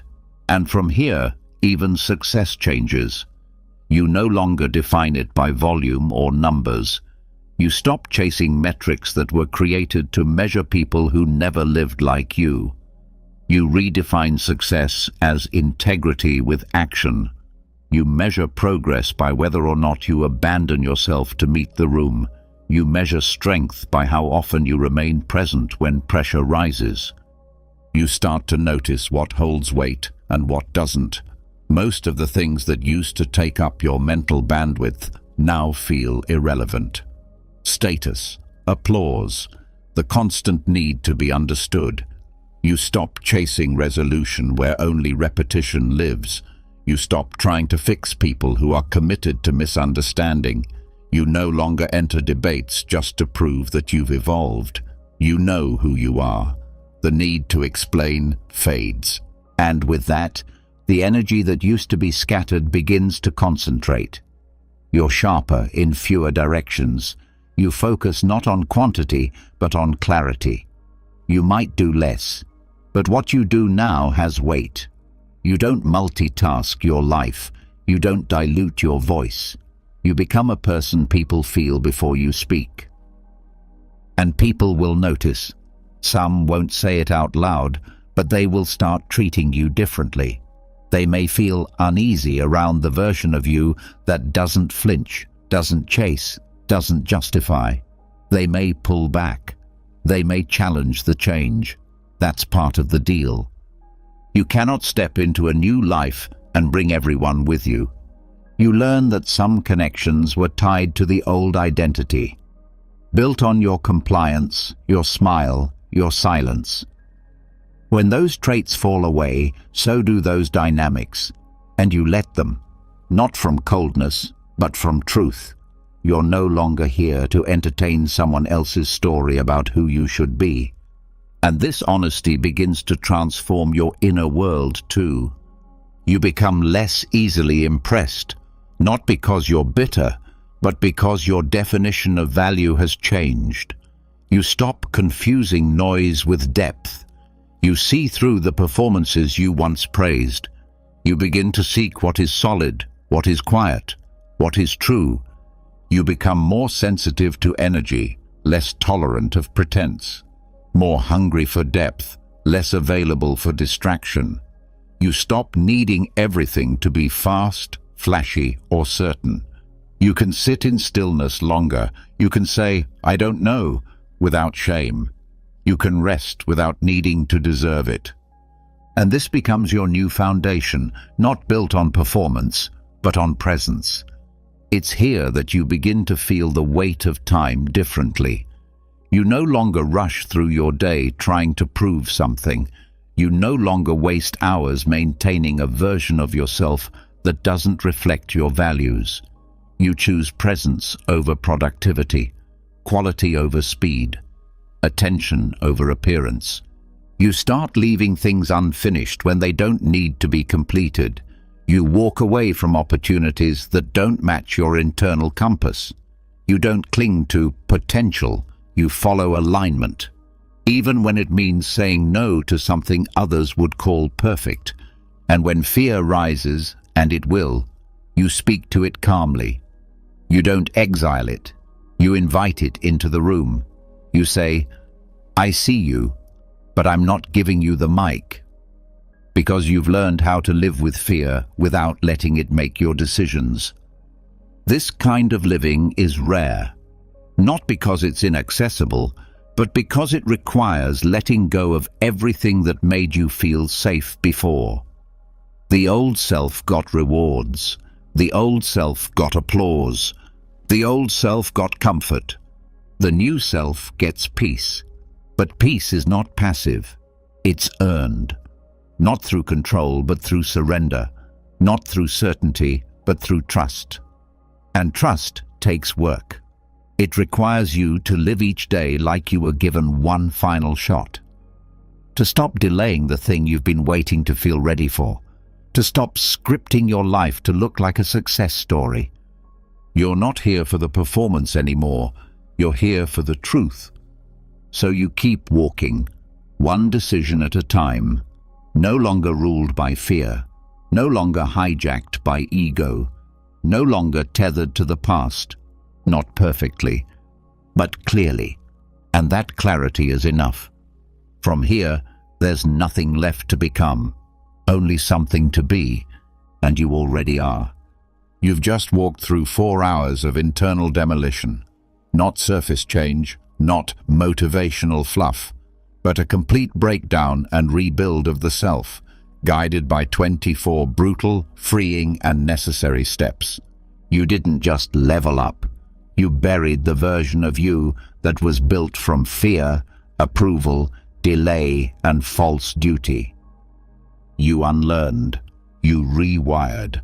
You let parts of yourself die so something real could finally breathe. You faced the internal noise, the inherited voices, the outdated roles. You practiced silence. You rewrote your story. You entered exile and came back different. You learned to spot your micro-betrayals, to burn the boats, to act with clarity. You chose discomfort over ego, rage over repression, presence over performance. And finally, you stopped trying to be yourself and started using personality as a tool, not a prison. Now you're not just living, you're living as if you already died once. This is your second life. Don't waste it trying to impress the version of you that didn't survive. Your turn. In the comments, drop "The old me is gone." That way, I'll know who actually made it to the end and who's walking into life with both eyes open. If you found clarity in this, subscribe and turn on the bell. This isn't just a channel, it's a training ground for becoming untouchable. See you in the next one.